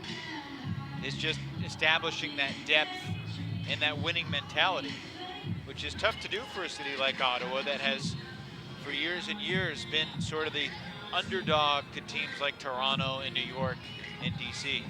When you think about it, though, this is what gives rise to all of those surprises that we see throughout the league.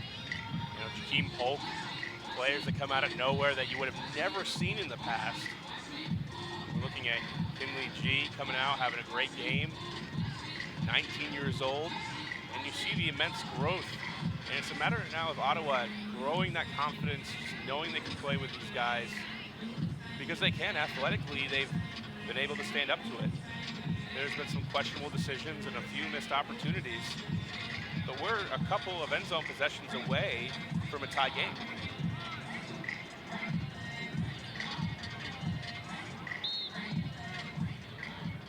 "32-year-old Derek Alexander picks up the disc and quickly dishes for the one-score goal.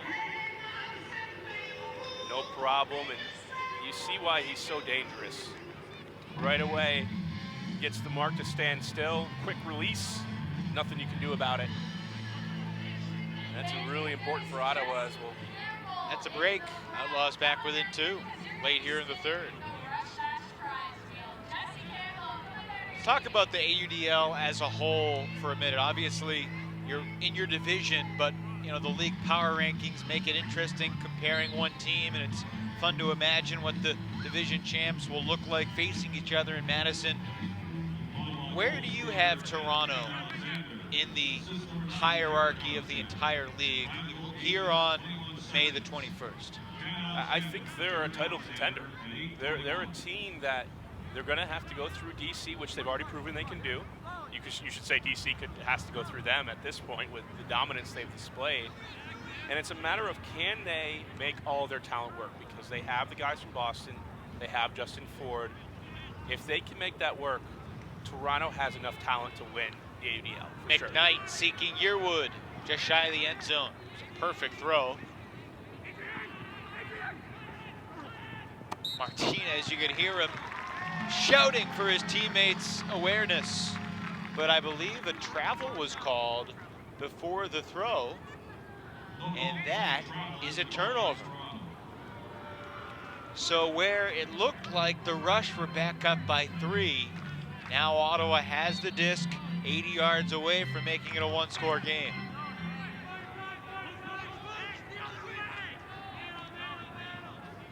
This is perhaps one of the huge turning points in this second half. Big shot, read well by McGregor. Mensah to McGregor, just out of his reach. McGregor's looking for a foul call, but I don't know what you're going to get.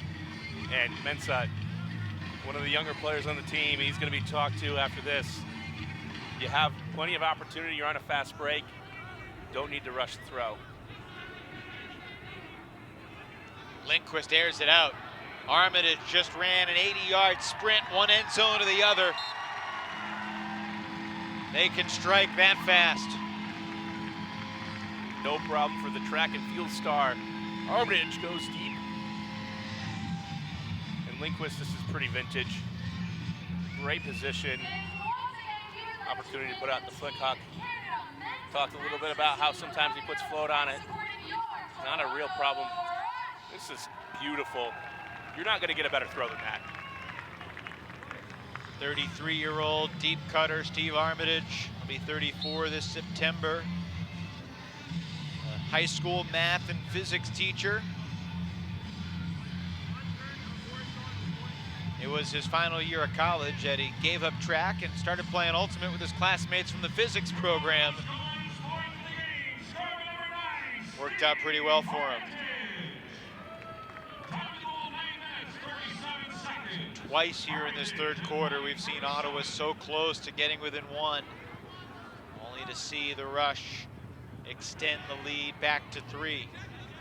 Toronto led by 2 at the half after Ottawa was up 3 at the end of 1. It has been a game of runs. Harrison unleashes, targets are there. Jarrett Marin takes charge. And just like that, the lead swells to 4, under 2 minutes to play in the third. Rush are in control of the game at the moment. Ottawa has just made too many mistakes in this third quarter, and they've had the chances. The Rush have also made their own mistakes here, not on the same page, so in way. And after that, Mark Lloyd is getting back into his groove. Scary thought to have him on the D-line. After developing Massa Kelly on the offense, maybe this is the solution. Yeah, Scott Hasty has a lot of weapons to work with, and you think about how the pieces are going to fit when they have Simmons, Neff, Ford, Carroll, Harris, Ingold, Smith. You mix all those guys into the established pieces now, a lot of options, and certainly Lloyd playing defense is one of those options. And the tough thing there is who sits. who does not start out of this Rush roster? There will be some good guys outside the top 20.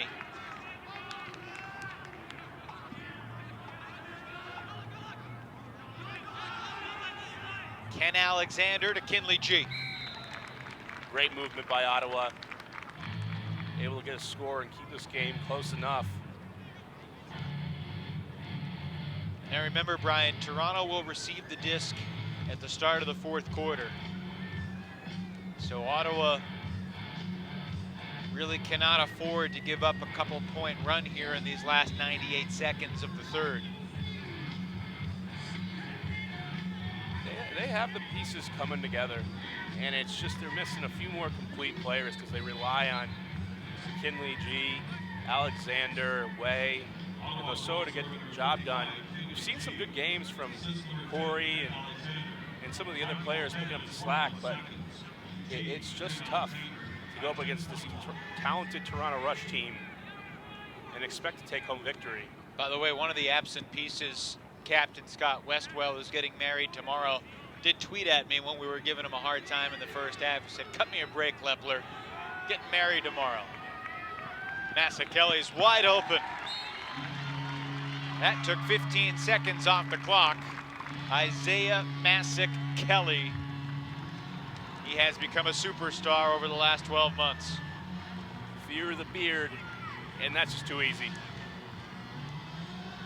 Shaking my head because Ottawa's put together such a great effort here in the first half of the game with their defensive play, but now this is wide open and just running out of steam. Boucher, nothing he can do about it. The problem with that there is while it's you might say it's a break side throw, but the mark didn't get on Martin whatsoever. It was a lofty throw. I think Ottawa's running out of steam and trying to push through. Toronto's got a little bit more depth that's carrying them home. $1:24 left in the third. Derek Alexander double teamed.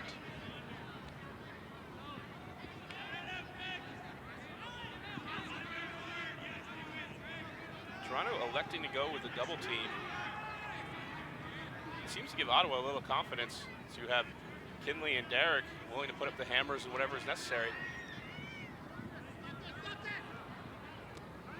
Just shy of the end zone, 4-0 to G. Alexander. Nice defense by Jackie Howe, and then Alexander falling down breaks the mark, and way to 4-0 for the score. You asked me earlier before the game, how do you mark Derek Alexander? Well, you try to move your hands as low as they could possibly go, and then you have to make sure to time the fall to the ground because otherwise he's going to beat you to the spot. A lot of players have falling down backhands. A few players have falling down flicks. In fact, I don't know another player that does. I mean, it's a throw you got to commit to in your mind in that split second. Otherwise, it's a turnover on a travel. That's what makes watching Derek Alexander so great. You think that you've seen almost everything that you can see. You know, first you come into Ultimate, you learn scoobers and hammers, and that's great. You learn about push passes, and there's some other freestyle throws. Derek Alexander puts it all together and makes it a recipe for disaster against any mark. Began playing in 1998. Early in his teenage years, Nathan Hurst airs one out. Kelly goes up for the disc and hits Armitage for the score. Big fist bump from Isaiah Kelly. Another fast strike for the Rush. Kelly is taking advantage of some poor positioning downfield by the Ottawa defense. Normally, when you see a cutter stand deep, you know it's an opportunity to just kind of let him go. We'll find the disc. But when it's Isaiah Kelly, the throw's going to go up. It's going to float a little bit, but he's got the mismatch on you. At 6'4", he's going to win almost every single 50-50 battle. So if you don't commit to getting deep position, they're going to put it up. And then the problem is if you commit to having deep position, then he's going to come underneath, and guess what? He's going to find Jonathan Martin, Mark Lloyd, Cam Harris, Jeff Lindquist. It's a tough matchup. And that's what makes him so good. 5 goals now for Armitage. Another strong game from Kelly. Isaiah just turned 25 a couple weeks ago.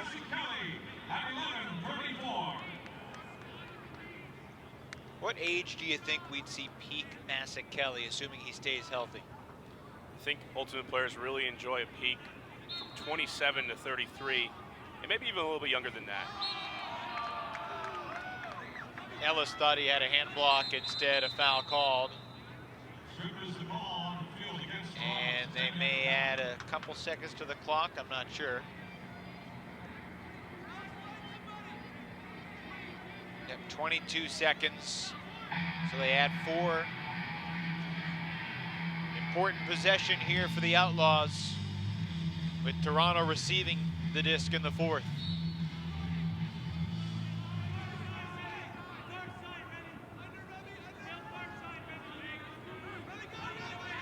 Lloyd comes in there with a poach D.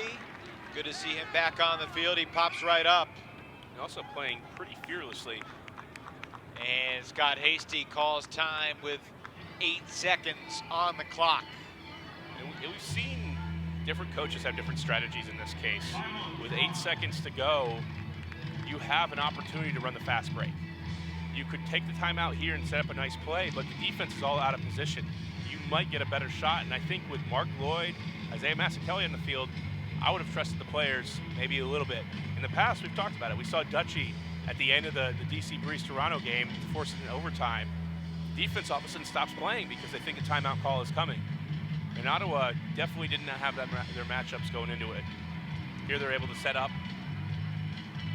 We'll see how it works out. Getting a last-second shot to Lloyd or Kelly and has a great chance of working out. So far in this 3rd quarter, the Rush have outscored the Outlaws 8-6. Meanwhile, they're into the 4th quarter in New York, Brian. The Empire have gotten within 1. DC 11, New York 10, 11 minutes to play.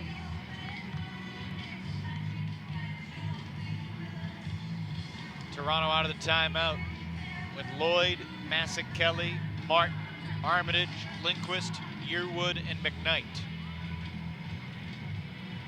It's a lot of size to have to cover downfield in this situation.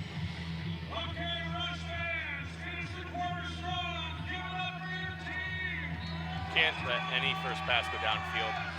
You can help it here. Lateral to Lindquist, cross field, and Martin dropped it. Ottawa has a chance. Inside out flick. Keelan way nearby, and it's caught by Andy Corey in the end zone at the buzzer. What an incredible throw by Derek Alexander. Most guys would have just gone with the backhand, but instead, he sees where the mark is, knows the arc of the throw he wants. And Andy Corey comes in over the shoulder of Lindquist and gets up above for the score. He skies his own teammate, puts weight in the ground, but I think Keelan's gonna be okay with that one. So the Outlaws, after Toronto's timeout, close the 3rd quarter with a miraculous buzzer beater. It's like a golfer lining up his shot saying, yeah, I can put it over the bunker, then around the water and through the 2 trees and put it on the green.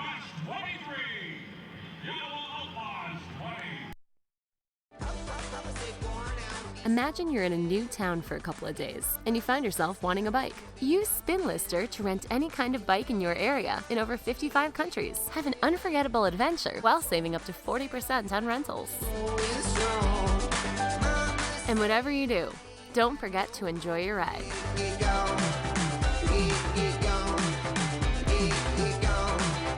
Rent a bike today or list your own to start making money and connecting with awesome people.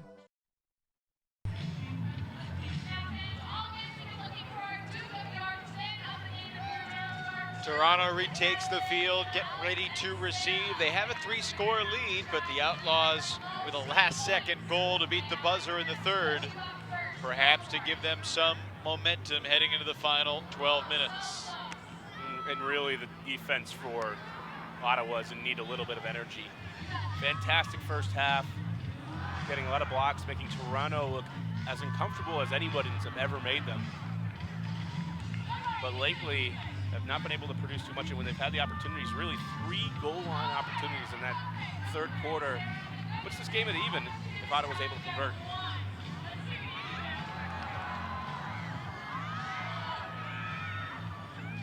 Andy Corey with the highlight reel catch. He works as a construction project management consultant when he's not playing Ultimate.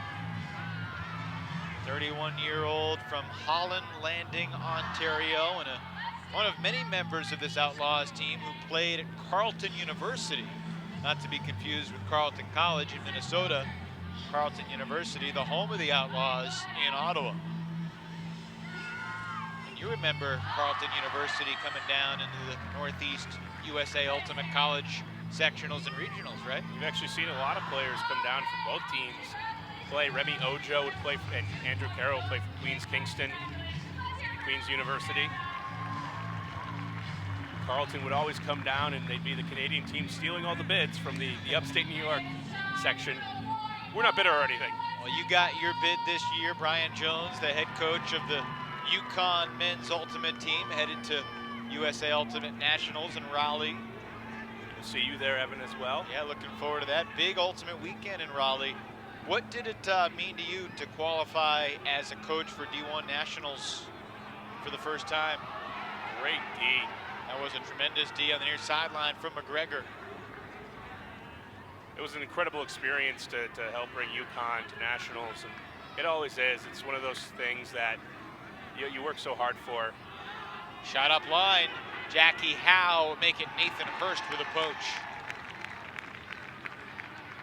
Ottawa has had opportunities for every great play they've made. They've made an equally bad one. Let's put them in a hole. Armitage wide open underneath, lets it fly. Hurst looking for the bookends. He'll be just shy of the end zone. Lindquist to Massac Kelly. Rush by 4.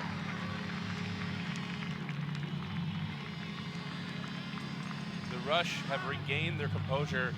Not looking so great in the first half. They kind of lost their confidence. Were able to get it back. Stay with the simple game. And the simple game's been throwing it deep most of the time. But when you got the athletes, why not?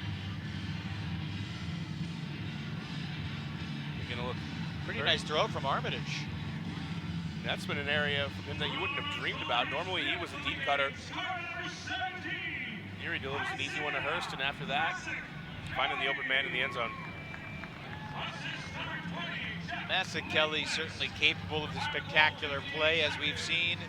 He gets a lot of those garbage goals, though. Just running down, finding space in transition on the attack. They all count the same on the stat sheet. And they do. Way lets it launch.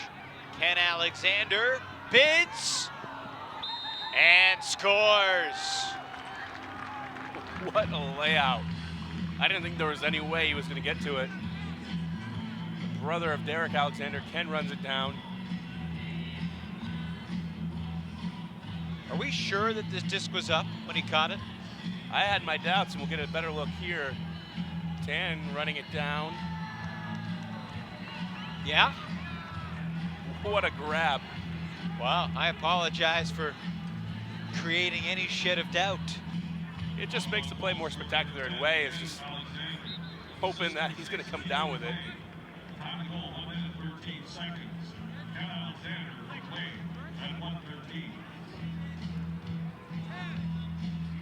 Ottawa's needed a little bit of luck, a little bit of big plays. Get back in this game. And a lot of credit to them. They, as Lloyd said from the beginning of the show, this is a team that has no problem competing against the upper level talent. They want to play a shootout, which is basically what we've got. Asa Kelly on the under. Hurst, so hard to contain. But he threw it away. Another opening perhaps for the Outlaws. I think you're going to start to see Hurst play a more prominent role.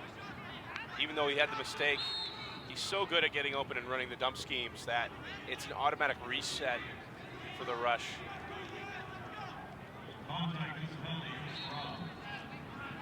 Cooper Brockman in his first AUDL game has played well, and timeout was called on the sideline before he released it.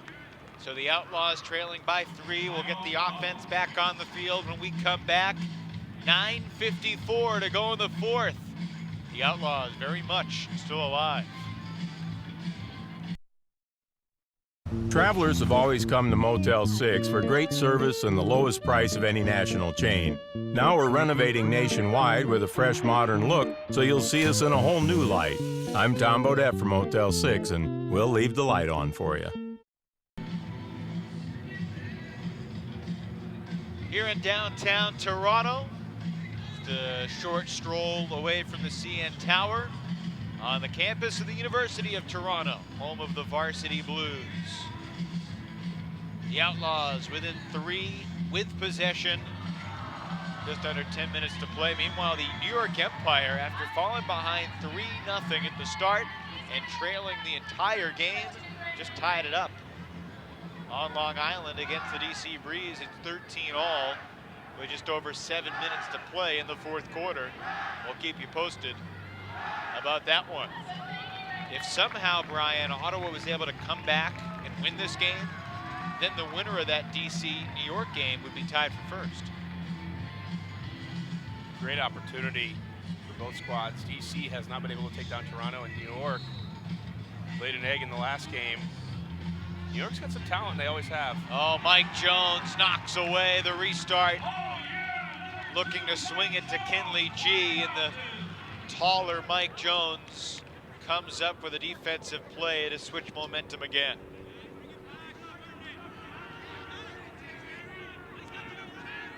Harrison to Howe.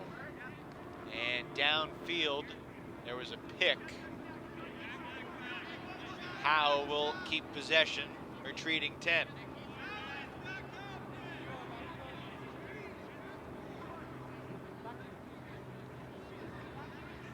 Some confusion on who should have the disc. And now they're going to give it to Harrison.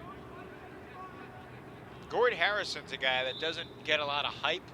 Really steady defensive handler for the rush. You need players on the team that's just going to do it, perform their role well. It's not a matter of everybody being a superstar, everybody being capable of highlight reel plays. Harrison's usually relied on, as we say, as we give him the kudos. Kinley G snuck in with a late double team. Harrison tried to sneak it through anyway, and his throw was canceled. No good compliment goes unpunished. To the end zone, nice throw, but just out of the reach of Keelan Way.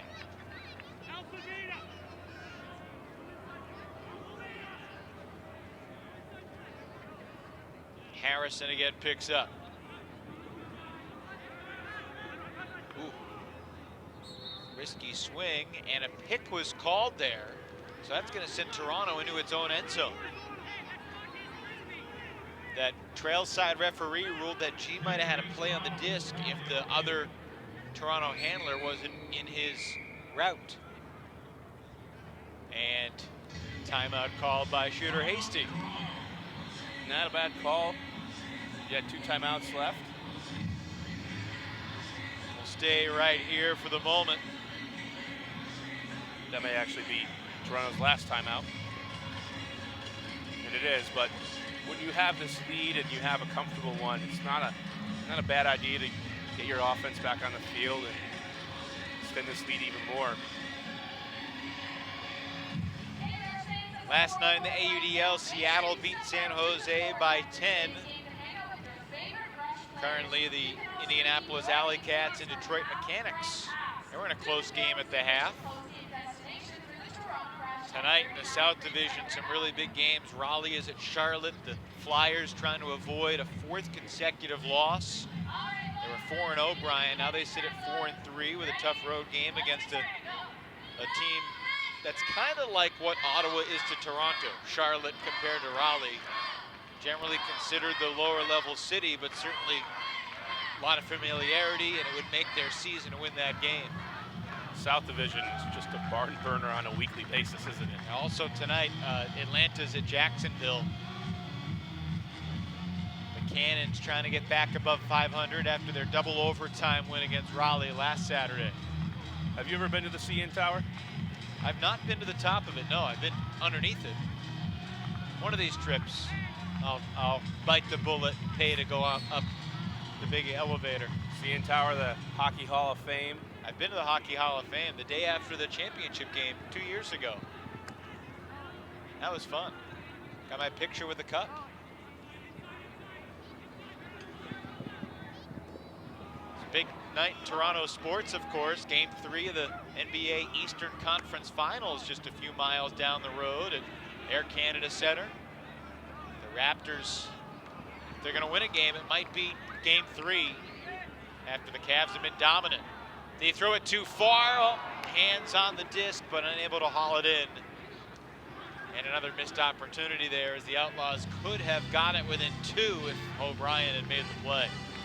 I think regardless of the end result of this game, Ottawa has to come away feeling more confident that they can win games because they have the ability to play well defensively, to get turnovers.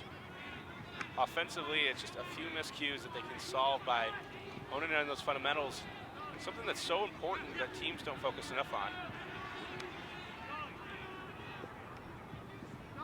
Tough catch from Hurst. And now Lloyd airs it out. Will this turn back toward Lindquist? It will. Oh, and Lindquist juggled it into the end zone. Holy cow. Toronto scores. It wasn't the prettiest point of the day, but it still counts the same. Yeah, usually players are going to get burned trying to milk the disc into the end zone. It's one of those times where the coach is going to say, next time, just make sure you catch the disc first.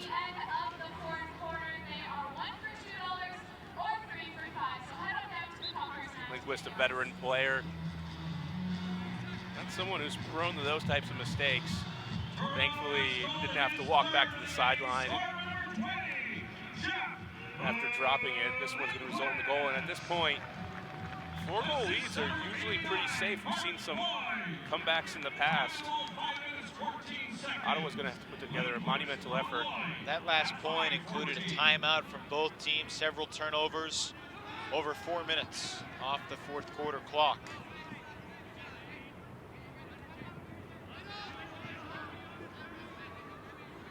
Alexander's bolting deep. They're testing Ojo, and he tipped it, but Alexander, off the deflection, picks up the assist. Alexander, as soon as he knew Ojo was going to tip it, quick reaction. And one of the things that when players talk about Derek Alexander, you get these kind of in the way that there's stories about other celebrities, Bruce Lee, Chuck Norris, about their physical feats. There's stories like that about Derek Alexander. Did you know Derek Alexander showed up to his first hockey game ever and scored 3 goals? Those sort of things. Whatever game it is, Derek Alexander knows how to play it.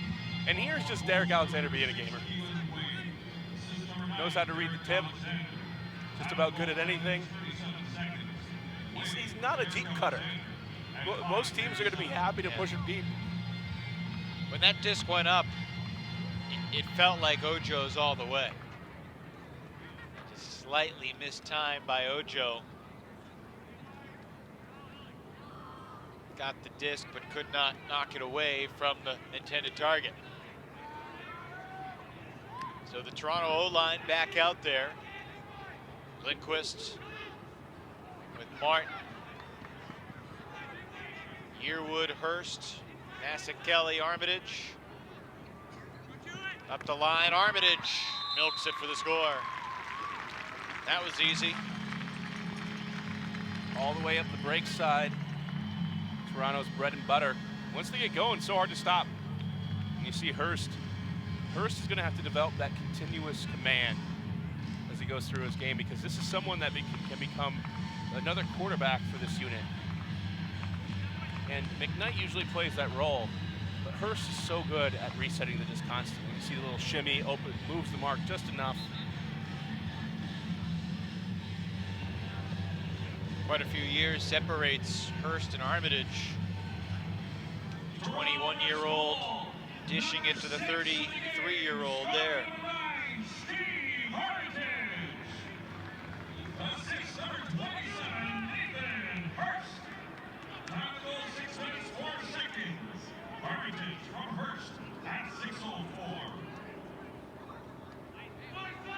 Ottawa continues to plug away. Down by 4 with half a quarter to go. It would be a sensational comeback, but it's not out of reach by any means. Foreno with a good fake, and Lloyd bumped him. Meanwhile, New York and DC under 2 minutes to go, and they're tied.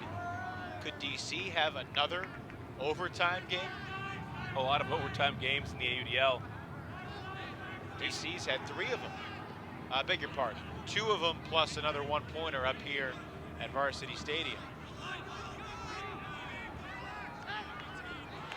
Alexander with another critical error. Alexander's had a really up and down game. Yes, he has. A lot of simple mistakes too. Just not throw choices by trying to be too creative. There's been some of those, but mostly just execution errors. Here's Boychuk. Gets the reset for Lee. And Lloyd. Oh, he had Boychuk. I think everybody was expecting that one to go up. Lloyd just gliding down the field. He wanted it. Ellis takes his time.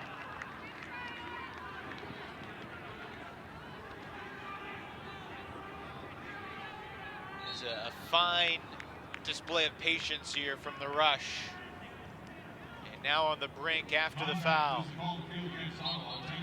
This one would almost assuredly put the game away.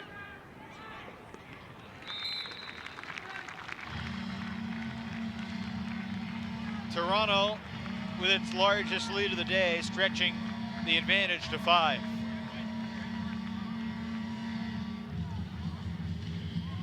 And that was good depth for Toronto showing off. Of course it was led by Lloyd, but you see a lot of players, Lee and Ellis out there, helping run the show.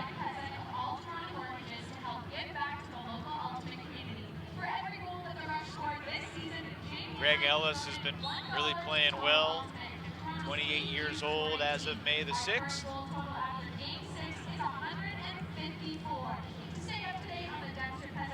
Just another one of those players that's in the Toronto system developing. And every year they pick a few handful more. And after you think they can't get any better, they add a new star to the mix. You're right, though. It does seem like Toronto is always sprinkling in the fresh blood into their program every year. Last year it was a guy like Nathan Hurst, who's now playing O-line. This year, Brett Tan. And 2 years ago, a guy like Jarrett Marin.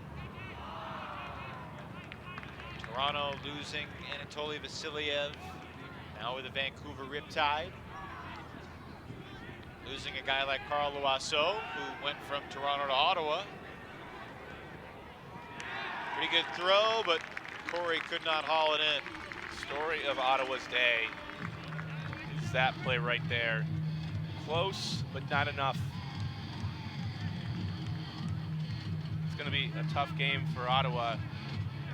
because they played well. They've had their moments. They played well defensively.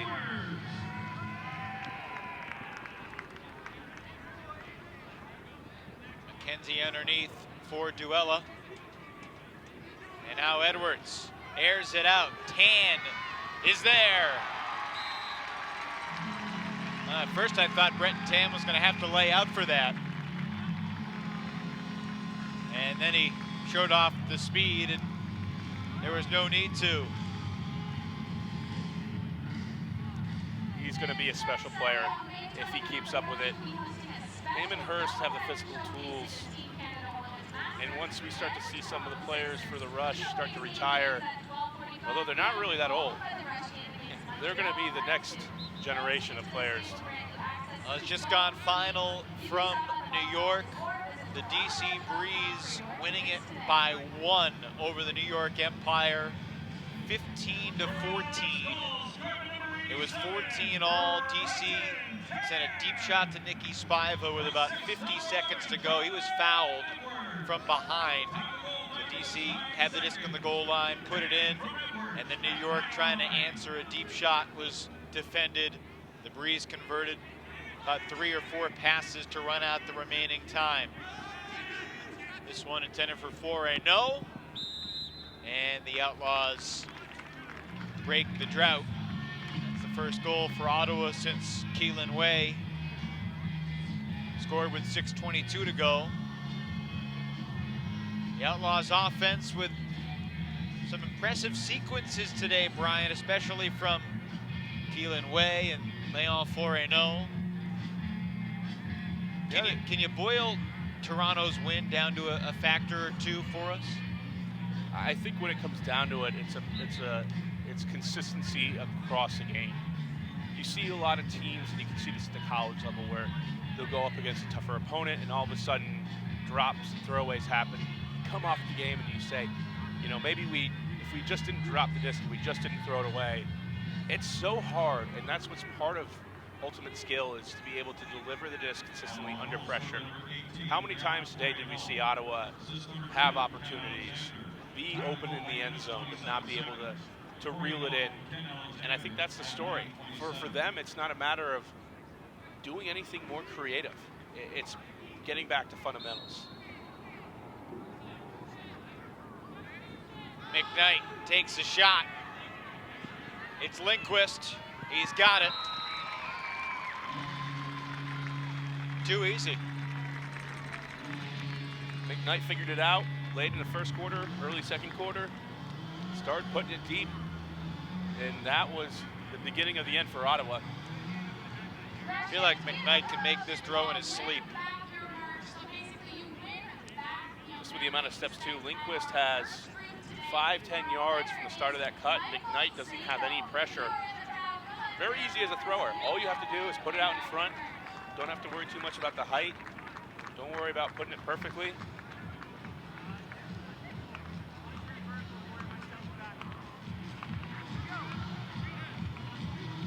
So the Toronto Rush are going to remain in first place. They're going to improve to 6-1 at the midway point of their season. These two teams will meet again next Saturday, and the Rush have a 2-game weekend next week, Brian. At Ottawa on Saturday, and then back here to play Montreal on Sunday. And after that, June 4th, they make their second trip to DC in a game that you know the Breeze are looking forward to try to make a statement. I think the league is going to have their eyes all on that. I think you look around the league, and heading into the season, you thought there could be a tremendous race in every division. Boisseau with the score there to get Ottawa back within 5, 1:55 to go. But you look division by division right now. In the Midwest, of course, Madison has already won at Pittsburgh. Seattle had a slow start to the season. San Francisco is still perfect. Now, it's shaping up to be a pretty good race. The FlameThrowers still have to play at Seattle in a few weeks. And in the South, it's really a race for second, because Dallas is lapping the field so far. But that race for second could be the most compelling battle for blood between Jacksonville, Raleigh, Atlanta, and don't forget the Austin Soul, who are 3-5 after back-to-back road wins this past weekend, and they have 5 of their last 6 games at home to finish the season. Going to be a tough travel prospect. They're just making the league better and better. Could we see McKnight to Lindquist again? Yep. You know they want to put it deep. You figured it out after the second quarter, and it's not like people don't know who Jeff Lindquist is. You know who Thompson McKnight is. It's the guy throwing it deep, no adjustment, and making it look easy. Last time a flick, this time a beautiful backhand. McKnight to Lindquist, and the Rush crack 30. The East Division might be the best race of them all, with the Breeze and the Rush. Toronto got the better of DC in double overtime on April the 23rd, and then a week later, it was the Breeze that blew a late lead in the fourth quarter, Toronto stealing one on their home field, a game that DC felt like they absolutely should have won. The Breeze, it's just a matter of them figuring it out. They're a team with a lot of talent, but Toronto, you know, you could say the same thing for them as well. They have to integrate all the Boston guys. Golden F, what is his role going to be? What's Mark Lloyd's going to be? Where does Brett Pan fit in all of this as well? Young talent.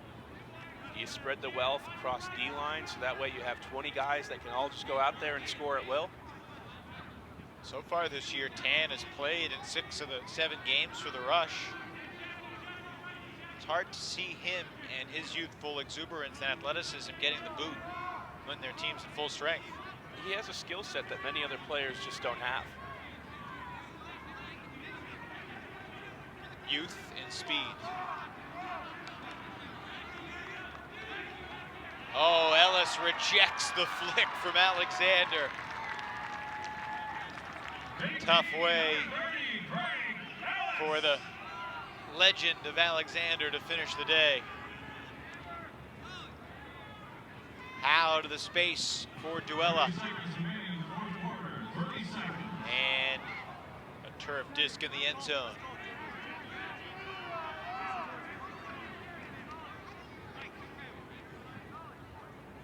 It's only a 1-game weekend for both Ottawa and Toronto. Later tonight, Montreal is at Philadelphia in the East, and then tomorrow, Montreal is at DC. Ottawa led by 3 at the end of 1, but after 4 full quarters, the Rush show why they are the 3-time defending champs. It's a 6-score win for the Rush here at Varsity Stadium today.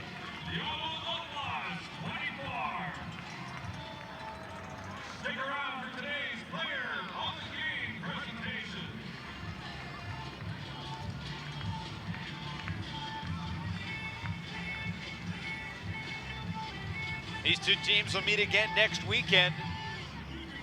That will be the final regular season matchup between the Outlaws and the Rush. And after a game against DC next weekend as well, the Outlaws schedule does get much easier.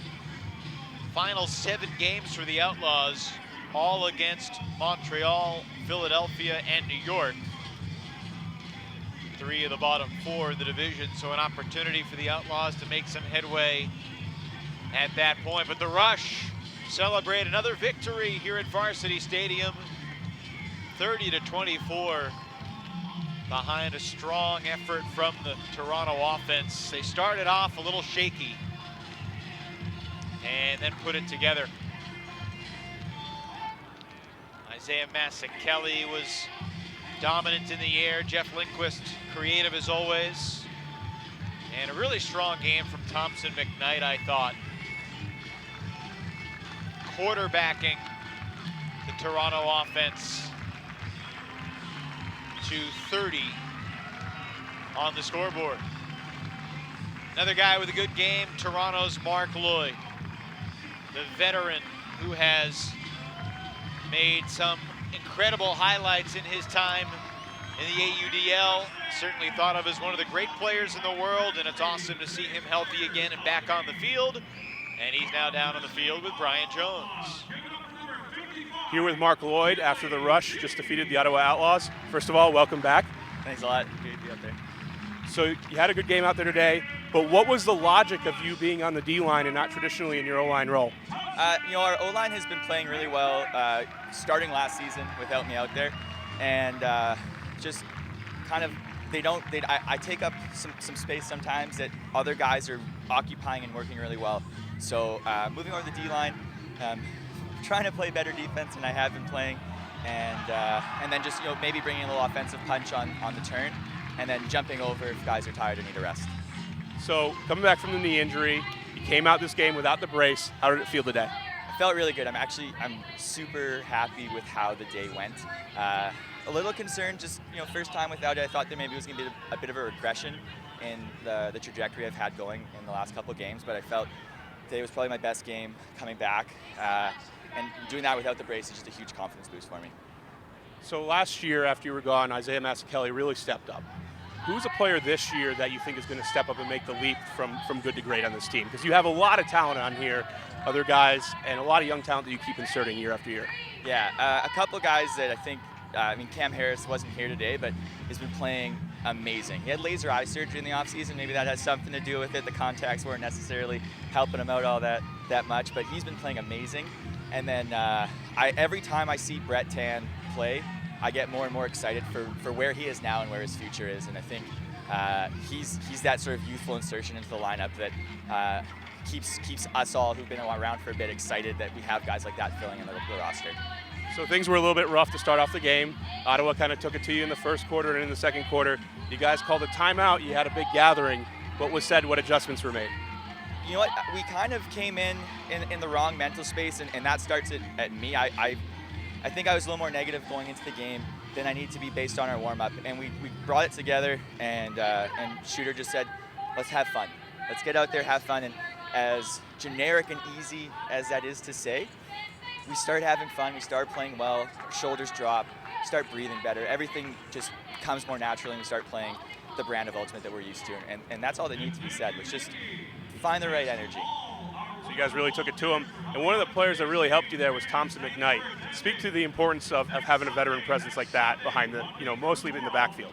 It was, as a D-line player, I was a little upset that we just were throwing one pass each point. You come out, you work really hard, maybe get a break, maybe you don't. You sit down, and next thing you know, Thompson's throwing a perfect 70-yard huck in stride for a goal, and you're like, oh, well, back out we go. He played phenomenal, and I think that score gets, when we're down 10-7, I think that score gets out of hand more for Ottawa if he's not standing back there with the disc, delivering perfect shots and bringing confidence to the rest of the team. So he was phenomenal for sure.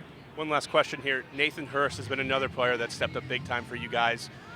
How has his development been over the last 2 years, and what is the ceiling for him? I think when we brought him on, we knew he was a talent, and we just didn't know the right way to use him. And because we haven't had a guy with his quickness and his stature in a while. We haven't really had that sort of quick, shifty handler in Toronto for a bit. So once we figured out the best way to use him and giving him those tools, and a lot of that's just on him finding his own space, not necessarily us being like, this is how you're doing it. He just figured out how to be useful. His ceiling is, I don't know, because he's getting better and he's injury-free right now, knock on wood, and just getting stronger, and you see that confidence. You see he's got that swagger. He's a very quiet guy, but you can tell that he's confident, and he likes those matchups, and he likes playing hard and making plays for the team. Lots of reason for Toronto to be confident. Thanks, Mark. Great to have you back from the injury. Back to you in the booth, Evan. Ryan, thanks so much. I think reason number one, standing on your right, having a healthy Mark Lloyd back on the field. He has become the face of the Toronto Ultimate community over the past few years, and back healthy after a torn ACL sidelined him for a season. Great to have him back as the Rush win it 30-24 today, and a really well done interview as we got a lot of interesting comments from Lloyd about the youngsters and about why this team might be more capable of competing with a team like Dallas, a team like San Francisco, than perhaps they were in years past. So we're at the midway point of the season. The Toronto Rush are 6-1. Often they've been 7-0 at this stage of the year, but they are in their familiar first place spot atop the East Division standings. So again, the final score, Toronto 30 and Ottawa 24. Next weekend we'll be in Raleigh, North Carolina for the Jacksonville Cannons and the Raleigh Flyers back into the crazy AUDL South. But for everyone on our crew, we sign off from Toronto today. For Brian Jones, is Evan Lepler saying so long as the Rush get the win by 6.